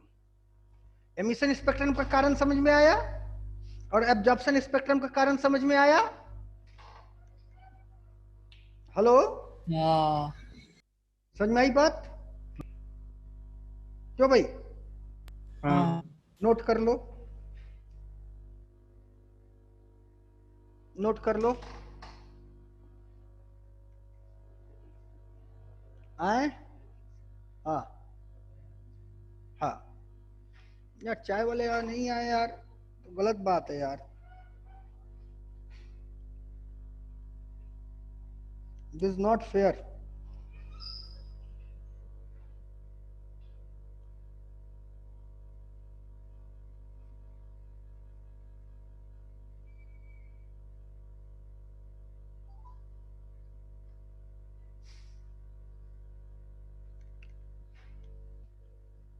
ये पेज नोट कर लिया है? सारे पेजेस नोट कर लिए हैं? हाँ ये सारे पेज हम लोग शुरू यहां से किए थे ना भाई? देखो ये सब बड़ी थ्योरी बेस्ड चैप्टर हैं जी, लेकिन इसमें न्यूमेरिकल जबरदस्त हैं। तो कहानी जरूरी नहीं है कि तुम अंग्रेजी में ही लिखो, समझ आई बात? भैया चाय पिला दे प्लीज। हेलो हेलो भैया चाय पिला दे प्लीज। हेलो, समझ आई बात? जरूरी नहीं कि एक कहानी तुम अंग्रेजी में ही लिखो, हो सकता है मेरी अंग्रेजी ही गंदी हो, गलत हो, जो भी हो, तो तुम इसको मराठी में लिखो, अंग्रेजी में लिखो, उर्दू में लिखो, हिंदी में लिखो, बस इन बातों को समझ में आनी चाहिए कि ये बातें हैं क्या, असल मैटर्स हैं क्या। अब समझ में आ रही बात हम क्या कहना चाह रहे हैं? डाउट? हाँ नोट करते चलो सबको, अपनी भाषा में लिखो। हो सकता है मेरे अंग्रेजी में कुछ ग्रामेटिकल एरर हो, मे बी पॉसिबल, क्योंकि हम लिखने पे ध्यान बहुत कम देते हैं, हम तो बस पढ़ाने और बोलने पे ध्यान देते हैं। ठीक है, बातों को समझो। समझ में आई बात? ये कैसे आई ये भी डिराइव करेंगे, सब डिराइव करेंगे। ठीक, एब्जॉर्प्शन स्पेक्ट्रम का कारण समझ गए, इमिशन स्पेक्ट्रम का कारण समझ गए। एब्जॉर्प्शन क्या होता है? वो इलेक्ट्रॉन एनर्जी एब्जॉर्ब करके हायर एनर्जी लेवल में जाता है। तो जब वो हायर एनर्जी लेवल में जाएगा, एक्साइटेड स्टेट में जाएगा, तो जितना एनर्जी लेके वो हायर एक्साइटेड में गया होगा उसको एब्जॉर्ब कर लेगा, तो वो हमको स्पेक्ट्रम पे दूसरी तरफ मिलेगी नहीं। और इमिशन क्यों मिलता है? जब वो एक्साइटेड से अपने ग्राउंड स्टेट या अपनी औकात या अपने ओरिजिनल एटॉमिक एनर्जी लेवल में आता है, तो वो जितना एनर्जी एब्जॉर्ब करके उछल के भागा होगा उतना एनर्जी रिलीज करके वो अपनी औकात में आएगा। जैसे कि पाठक अपनी औकात खो गया, 500 रुपए जैसे ही खर्चा हुआ तब तो घर की अम्मा की दाल रोटी याद आ गई, और जैसे ही 5 रुपए जेब में गया फिर कहा कि अम्मा की दाल रोटी खाते खाते मन उब गया है, चलते हैं अब होटल में खाते हैं दबा के पिज्जा चुज्जा जो भी मिल जाए। क्यों भाई पाठक? हेलो, हाँ समझ में आई बात? हाँ तो एमिशन का और एब्जॉर्प्शन का दोनों का कारण उसने एक्सप्लेन कर दिया। ठीक है, अब अगली बात कौन सी सर, बनती एक है? मिनट प्रीवियस पेज लो ना।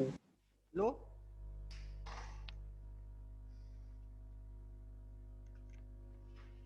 वो नहीं सर, नेक्स्ट वन। लो,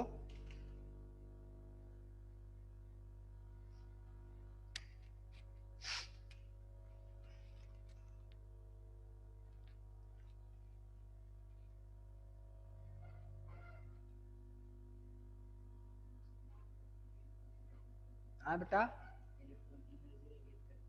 हाँ, हाफ लाइफ। अरे नालायक, हाफ लाइफ एनर्जी रेडिएशन का नहीं होता, हाफ लाइफ न्यूक्लियस डिसइंटीग्रेशन का होता है ना? न्यूक्लियस चैप्टर भी पढ़ाएंगे, डोंट गेट परेशान। अब तक तो हम खत्म कर दिए होते। वो एक नालायक, उसका नाम है प्रथमेश, वो पढ़ाने ही नहीं से कहता सर आप बहुत आगे जा रहे हो, अभी 2-3 दिन रुको मत पढ़ाओ, हमको बराबर आने दो। तो 2-3 दिन मेरा क्लास, कम से कम वो 1 हफ्ते का क्लास मेरा खा गया है। क्यों भाई पाठक? हाँ सर, 1 हफ्ते हो का गया। क्लास खा गया होगा ना वो मेरा? हाँ खा गए सर। चलो ये देख लो भाई,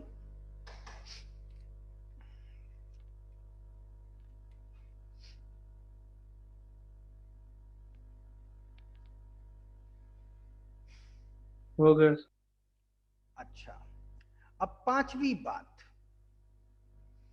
बात क्या अटकती है भाई? पांचवी ही होगी ना, सीक्वेंस देखे तो। हाँ पांचवी बात क्या अटकती है कि किस इलेक्ट्रॉन का ऑर्बिट लेवल कौन सा है, ये कैसे पता चलेगा? जैसे पाठक का घर वही है, प्रथमेश का घर वही है,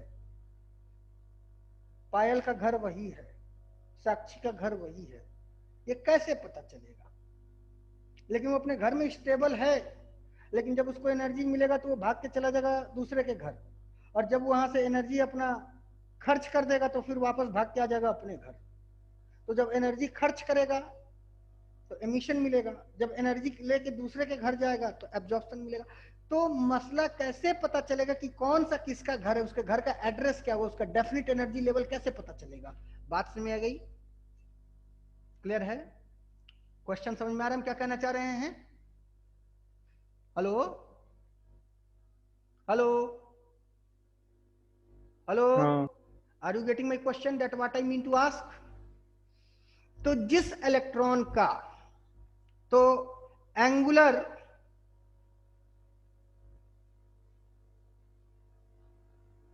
मोमेंटम ऑफ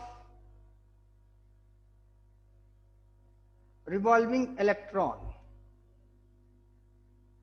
कितना होगा? mvr। और ये जो होगा वो NH/2 पाई, इस इक्वेशन को सॉल्व करेंगे, ठीक। और n की वैल्यू जितनी आ गई वही उसका ओरिजिनल एनर्जी लेवल होगा। Angular momentum of electron mvr को जब NH/2 पाई से इक्वेट करेंगे तो जो भी n की वैल्यू आएगी वही उसकी ओरिजिनल एनर्जी लेवल होगी। और n की वैल्यू जब भी आएगी या तो 1 आएगी या तो 2 आएगी या तो 3 आएगी एंड सो ऑन, यानी कि n belongs to integer where n is equal to only integers. बात समझ में आई? क्लियर है? तो एंगुलर मोमेंटम हमेशा क्या होता है? h/2 पाई का इंटीग्रल मल्टीपल होता है, ठीक है। Angular momentum of revolving electron is always integral multiple of h/2 पाई। ये भी बोर साहब ने कहा था, और ये डी ब्रॉगली साहब का बात ही इनडायरेक्टली है, या डी ब्रॉगली साहब ने इस बात पे मोहर लगा दिया था। बात नहीं सुन रही? कैसे, ये हम लोग आगे पढ़ेंगे। या तो कोई डाउट? हेलो, नहीं। तो इतने 5 बातों इन्होंने बताया था, किसने भाई? नील्स बोर ने, ठीक है। अब इनकी भी ड्रॉबैक देख लेते हैं, इनकी कमियां क्या थी। तो इनकी पहली कमी क्या थी, याद रखना, कि it can only explain hydrogen spectrum and hydrogen like atoms, जैसे कि He प्लस या Li प्लस प्लस, यानी कि सिंगल इलेक्ट्रॉन वाले। बात समझ? It can only explain hydrogen spectrum और हाइड्रोजन लाइक एटम्स जिनके पास सिंगल इलेक्ट्रॉन हो, इन्हीं के स्पेक्ट्रम्स को एक्सप्लेन कर पा रहा था, ठीक है। But get failed to explain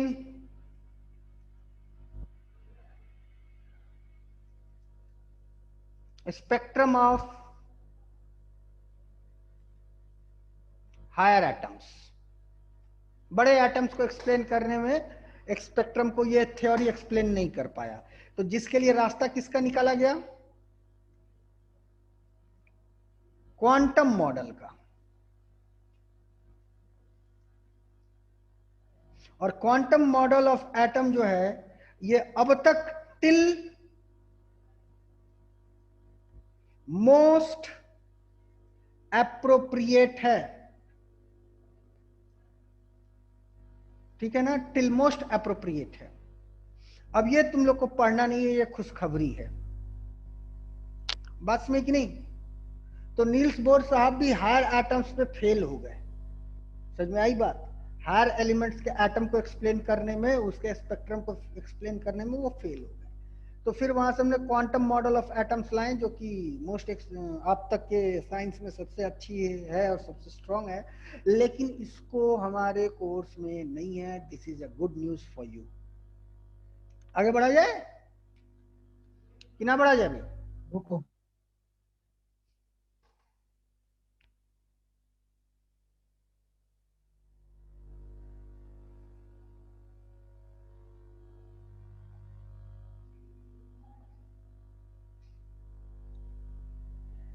होगा। ठीक, आगे बढ़ते हैं। अब हम बाकी कैसे आया 13.6 इन सब चीजों को कैलकुलेट कर लेते हैं। ठीक है, तो मैथमेटिक्स अब शुरू होगी, ध्यान से समझना। ये हमारा रिवॉल्विंग इलेक्ट्रॉन है, ये मेरा न्यूक्लियस है,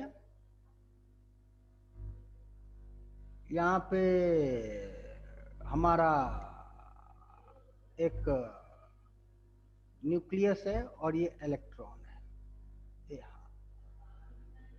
तो इस पे चार्ज कितना होगा, जेडी,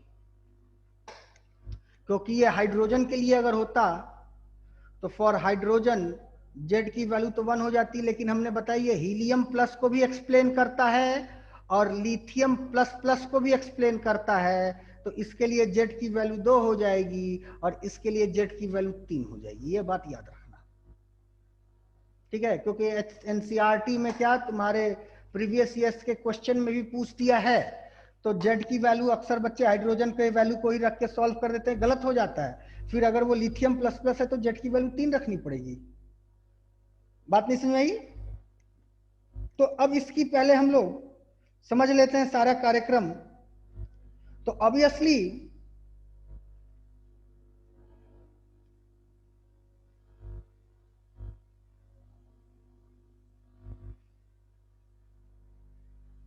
इधर कौन काम करेगा रे बेटा, इधर काम करेगा फोर्स इलेक्ट्रोस्टैटिक, और फोर्स इलेक्ट्रोस्टैटिक जो होगा वही इसको सेंट्रीपिटल फोर्स प्रोवाइड करेगा। फोर्स इलेक्ट्रोस्टैटिक, तो फोर्स इलेक्ट्रोस्टैटिक कितनी हो जाएगी, जेडी स्क्वायर, तो भाई upon 4 pi epsilon naught dot R square is equal to M V square upon R. कोई डाउट? ये आर और ये आर गेट कैंसिल्ड, तो Z square upon 4 pi epsilon naught R is equal to M V R, ये are हटा दो, ये are हटा दो, डॉट वी। नहीं लिख सकते हैं बेटा, बोलते रहो हाँ हाँ हाँ।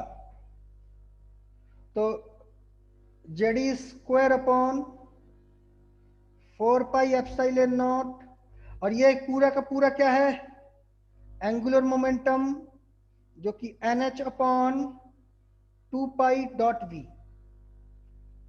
बस नहीं, pi and pi get cancelled, 2 से ये हो गया 2 कैंसिल्ड। क्लियर है? तो फिर तुमने क्या पाया expression, JD square upon 2 epsilon naught dot H dot V, है ना, इक्वल टू N।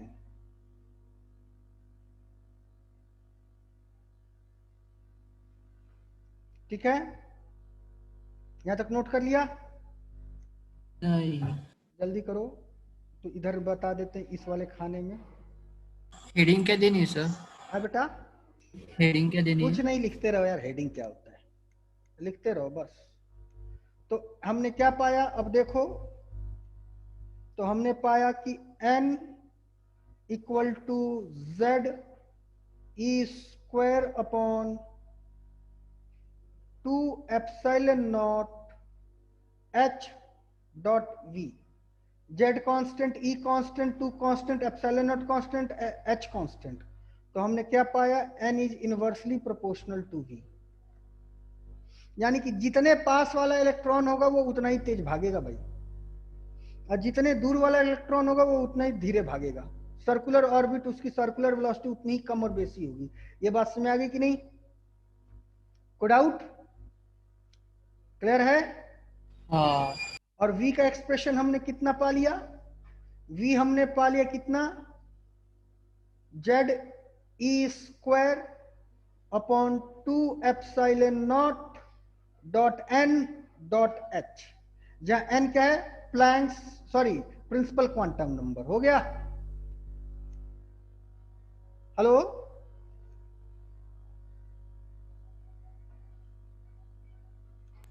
हाँ आगे बढ़ा जाए? हाँ अब आगे बढ़ते हैं। इसके बाद हमने क्या पा लिया? Z square upon 4 pi epsilon naught dot R square is equal to M V square upon R. ये और ये कैंसिल, तो Z square upon 4 pi epsilon naught equal to M V square dot are. और अभी हमने v की value कितनी पाली है? v की वैल्यू पाली है Z square upon 2 epsilon not NH पाई है ना शायद, देखो तो। हाँ, 2 epsilon not NH Z square, v की वैल्यू पाली है।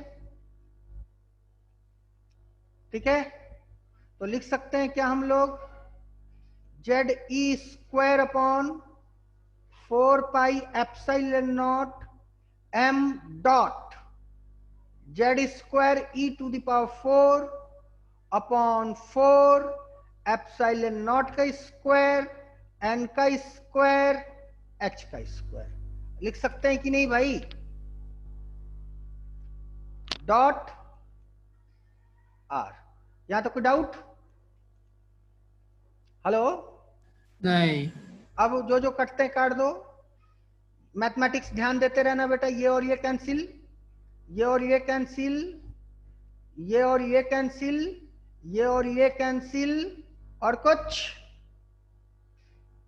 तो आर की वैल्यू हमने कितनी पाली? आर की वैल्यू हमने पाली N square H square upon M pi Z ई स्क्वायर एप्सिलॉन नॉट, और कुछ बचा रे? सही है ना? हाँ हाँ देख लो एक नजर। Epsilon naught n square H square upon m e pi Z ई स्क्वायर। ठीक है, क्लियर है? कोई डाउट? नहीं। तो देखो यहाँ पे तुमको h कांस्टेंट है, Planck's constant epsilon naught 8.85 into 10 to the power minus 12, 9.1 into 10 to the power minus 31, 22/7 या 3.17। जेड 1 2 या 3 कुछ भी हो सकता है। और e 1.6 into 10 to the power minus 19, everything is constant. तो r is directly proportional to n square. यहां तक की बात समझ में आ गई? नॉट चांगला साहब, आप बहुत इंतजार करा देते हैं। तनिक भर दीजिए, तनिक भर दीजिए। धन्यवाद। हो गया? हाँ। या तो कोई डाउट? नहीं। अब यहां पे बता देते हैं।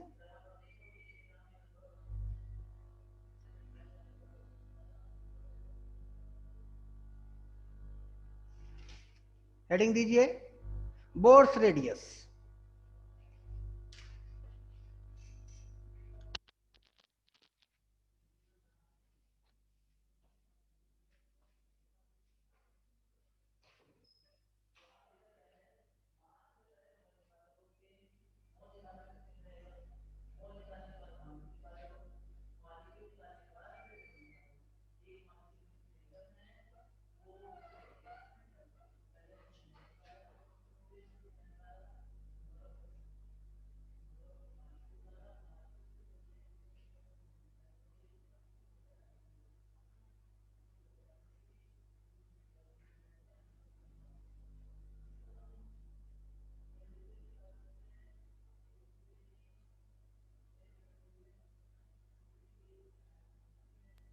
हो गया।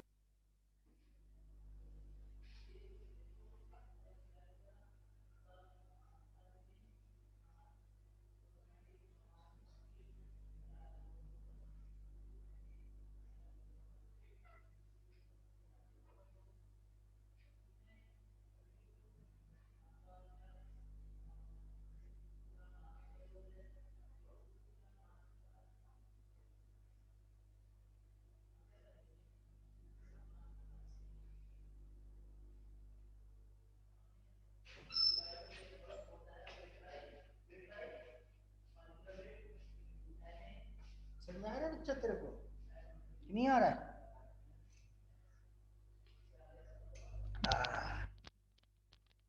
हेलो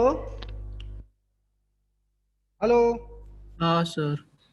अब हम लोग किसकी बात करने जा रहे हैं? बोर्स रेडियस की, ठीक है ना?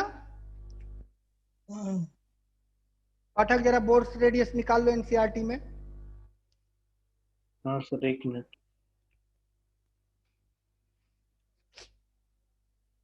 बोर्स रेडियस, जिसको डिनोट करते हैं बी नॉट से। तो z इज इक्वल टू 1 कर दो और n इज इक्वल टू 1 कर दो, और जो भी वैल्यू आती है उसको कहते हैं बोर्स रेडियस। तो बोर्स रेडियस ऑब्वियसली किसके लिए होगा? z इज इक्वल टू 1 हो गया तो फॉर h एटम होगा। बोर्स रेडियस बी नॉट किसके लिए होगा? ऑब्वियसली h एटम के लिए होगा। तो इसको सॉल्व कर लेते हैं भाई।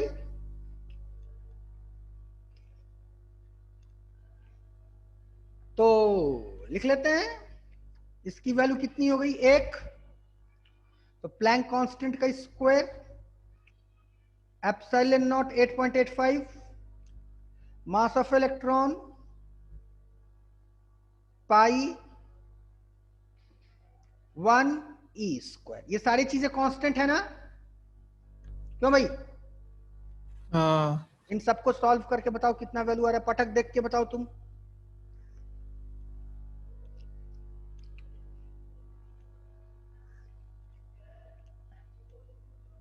मेरे ख्याल से 0.53 समथिंग होता है। देख भाई कितना है?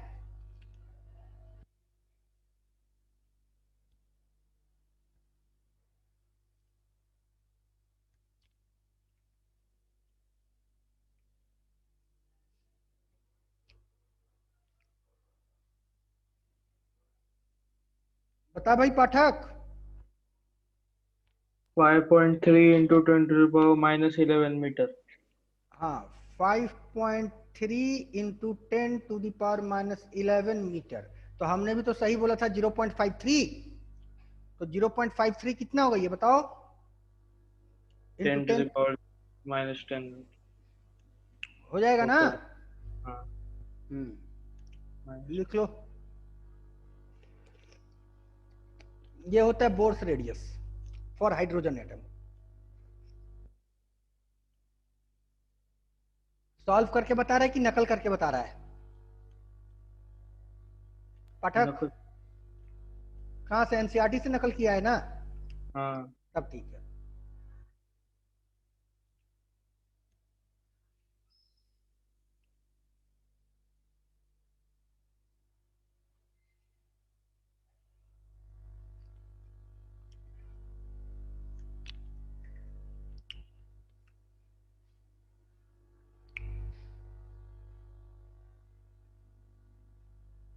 हो गया? क्यों भाई? हाँ अब एनर्जी ऑफ ऑर्बिट निकालते हैं। क्या निकालेंगे? Energy of orbit.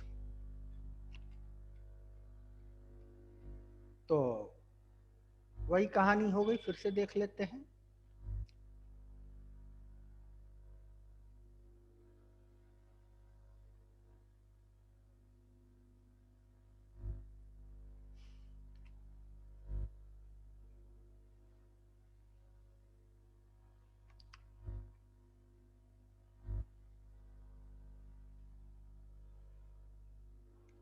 ठीक है,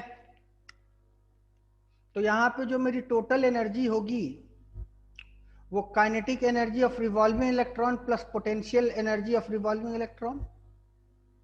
यही होगी ना। तो हाँ काइनेटिक एनर्जी कितना हो गया, mv स्क्वायर अपॉन आर। अब पोटेंशियल एनर्जी कितना हो गया, minus Z E square upon 4 pi epsilon naught are.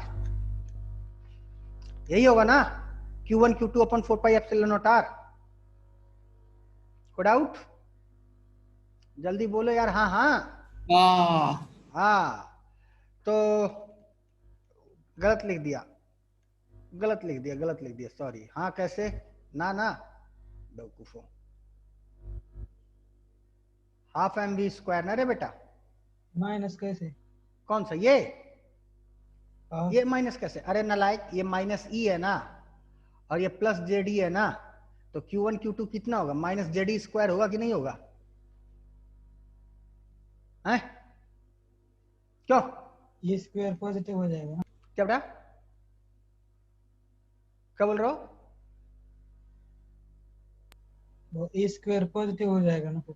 अरे नालायक, तो ई स्क्वायर हो कहाँ रहा है, ये माइनस ई है, ये प्लस ई है, ये पॉजिटिव चार्ज है, दिस इज अ पॉजिटिव हाँ, चार्ज। समझ। किस दुनिया में है तू, और ये नेगेटिव चार्ज है। नहीं समझ में आई बात? आ गए। अरे नालायक, आगे बढ़ते हैं। तो m v square upon r is equal to Z square upon 4 pi epsilon naught r square. यही होता है ना बेटा, centripetal force is equal to force electrostatic. ये आर और ये आर गेट कैंसिल्ड। तो एम बी की स्क्वायर वैल्यू कितनी पाली हमने, Z square upon 4 pi epsilon naught dot r. तो 1/2 dot Z square upon 4 pi epsilon naught dot are minus Z square upon 4 pi epsilon naught dot r. तो क्या common आ गया, Z square upon 4 pi epsilon naught dot are, और इधर क्या बचा, 1/2 minus 1। तो minus Z square upon 4 pi epsilon naught dot r is equal to total energy.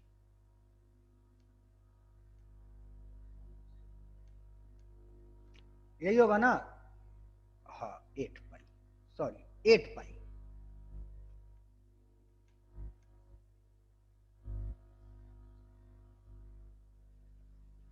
Thank you बेटा, ठीक है। को डाउट? हेलो, नहीं। हाँ।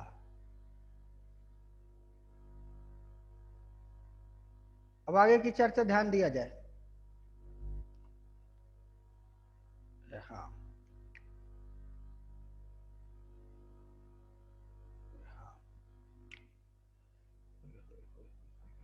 अब तो ध्यान दिया जाए अगर, तो ये सारी चीजें कांस्टेंट है भैया, दिख रहा है कि नहीं? ये देखो, E constant, 8 constant, pi constant, epsilon naught constant. तो total energy is inversely proportional to the negative of R, यानी दूर जाने पे एनर्जी बढ़ती जाएगी।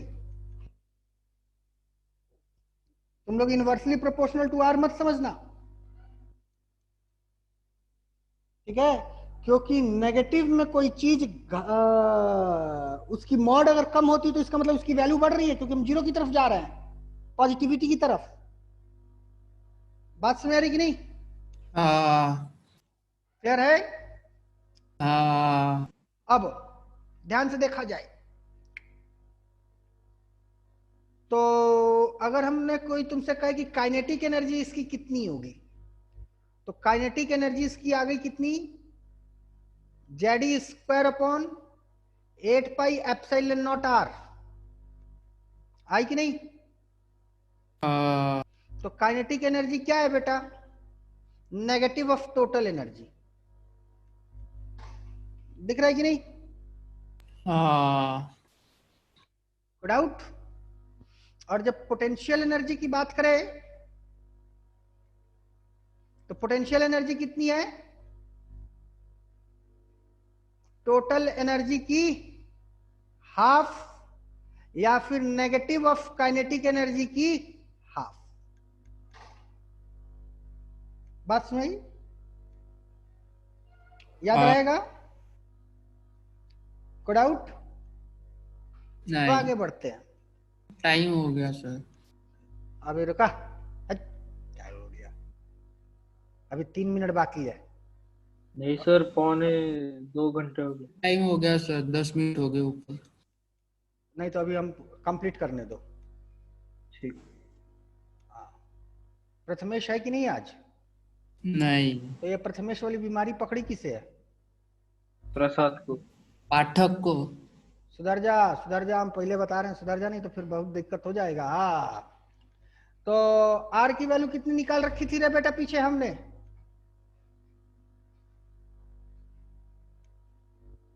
आर की वैल्यू कितनी निकाल रखी थी? N square H square epsilon naught M pi Z square ना। चल बोल हमें आर की वैल्यू, यहाँ पे आर की वैल्यू कितनी थी? एच स्क्वायर एन स्क्वायर, बोल भाई। Epsilon not. एप्सिलॉन नॉट, अब बोलबे ना करेंगे कौन हो, तो लेट होगा तो हो, हम क्या करें? Upon M pi Z M pi Z square. Square. हो गया। हाँ। अब टोटल एनर्जी को सॉल्व कर लेते हैं। तो टोटल एनर्जी कितनी आ चुकी है? कितनी आई है रे? Minus Z square minus Z square upon 8 pi epsilon upon 8 pi epsilon naught. R. R लिखेंगे कैसे? H square N square epsilon naught M pi Z ई स्क्वायर। यही होगा ना? हाँ। अब इसको सॉल्व कर। तो minus Z square E to the power 4 M, pi और pi cancel, minus Z E square, sorry minus Z square M E to the power 4 upon 8 epsilon naught का square H square N square, है ना? ठीक है, ठीक, clear है ना? ये हो गई टोटल एनर्जी। अब देखो, जेड की वैल्यू कुछ भी रखी जा सकती है। E 1.6 into 10 to the power minus 19, m 9.1 into 10 to the power minus 31, epsilon naught 8.85 into 10 to the power minus 12, h Planck constant 6.6 into 10 to the power minus 34, और एन 1 2 3 4 जो भी रखो। तो जब इसको सॉल्व करोगे तो इसकी वैल्यू देख लेना क्या आता है, क्या आता है, जल्दी देखते बता रहे पाठक। या तो सॉल्व कर या तो बता कितना आता है।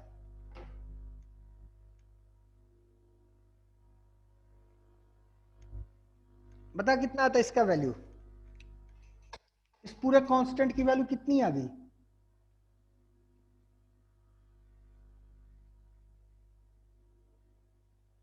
देख पाठक, एनसीईआरटी में होगा।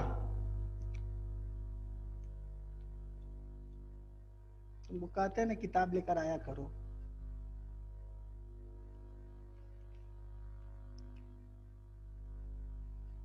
कितना है जल्दी बोलो, बस 5 मिनट का खेल है बेटा, 5 मिनट में छोड़ देंगे, बस इसकी वैल्यू जल्दी बताओ।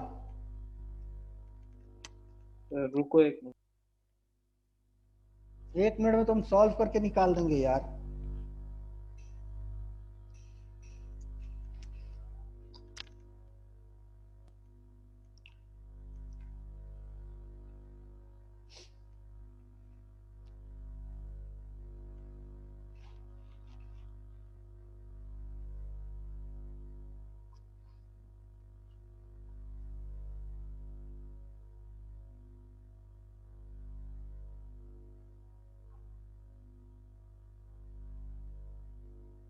माइनस 13.6। नहीं, तुमने हाँ गलत सर, बोल वही दिया जी है। बेटा, ना तुमने गलत बोल दिया। 2.5 18 into 10 to the power minus 18 joule. ठीक है, -13.6 इलेक्ट्रॉन वोल्ट। इलेक्ट्रोवोल्ट में है ना, तो ये तो सब एसआई में यूज किया है ना बेटा। हाँ। एप्सिलॉन नॉट एसआई क्वांटिटी में यूज करा, एच एसआई लिखा, मास एसआई लिखा, तो एनर्जी भी तो एसआई में ही आएगा। नई बात समझ बेटा। तो कितना हुआ 2.18 into 10 to the power minus 18। ठीक है, अब तो फिर इसको टोटल एनर्जी को इलेक्ट्रोवोल्ट में बदलने के लिए क्या करेंगे, तुमको पता होना चाहिए कि 1.6 into 10 to the power minus 19 joule is equal to 1 electronvolt. तो 1 joule is equal to 1 upon 1.6 into 10 to the power minus 19 electronvolt. तो इस पूरे एक्सप्रेशन को डिवाइड कर देते हैं, minus Z square upon N square 2.18 into 10 to the power minus 18 into 1 upon 1.6 into 10 to the power minus 19 electronvolt. इस पूरे को सॉल्व करा हमने, तो इस पूरे को सॉल्व करने के बाद हमने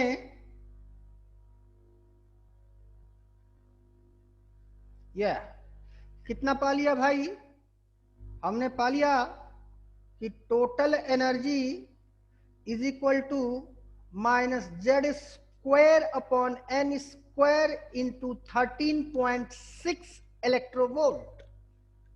बात समझ। अब for H atom, hydrogen atom, Z की वैल्यू 1 हो गई, तो टोटल एनर्जी कितनी आ गई, minus 13.6 upon N square. Clear है? आज के लिए बस इतना ही। Electronvolt, electronvolt. क्लियर है? क्लियर है बेटा? हाँ। अब काम की बात सुन लो, बोर्स रेडियस की वैल्यू रट जाओ, 2.8 into 10 to the power minus 18 की वैल्यू रट जाओ, और 13.6 तो रटा ही है। इन सारे वैल्यूज को रट जाओ बेटा, क्योंकि परीक्षा में ये काम आएगा। वहां पे ना तुमको नकल करने के लिए कुछ मिलेगा और ना ही तुमको वहां सॉल्व करने के लिए कैलकुलेटर मिलेगा। Is it clear? Yes sir. चलो, रेडबर्ग कांस्टेंट को कल हम लोग कैलकुलेट करके कल उसकी भी वैल्यू बताएंगे, ठीक है ना? थैंक यू फॉर हाँ। टुडे।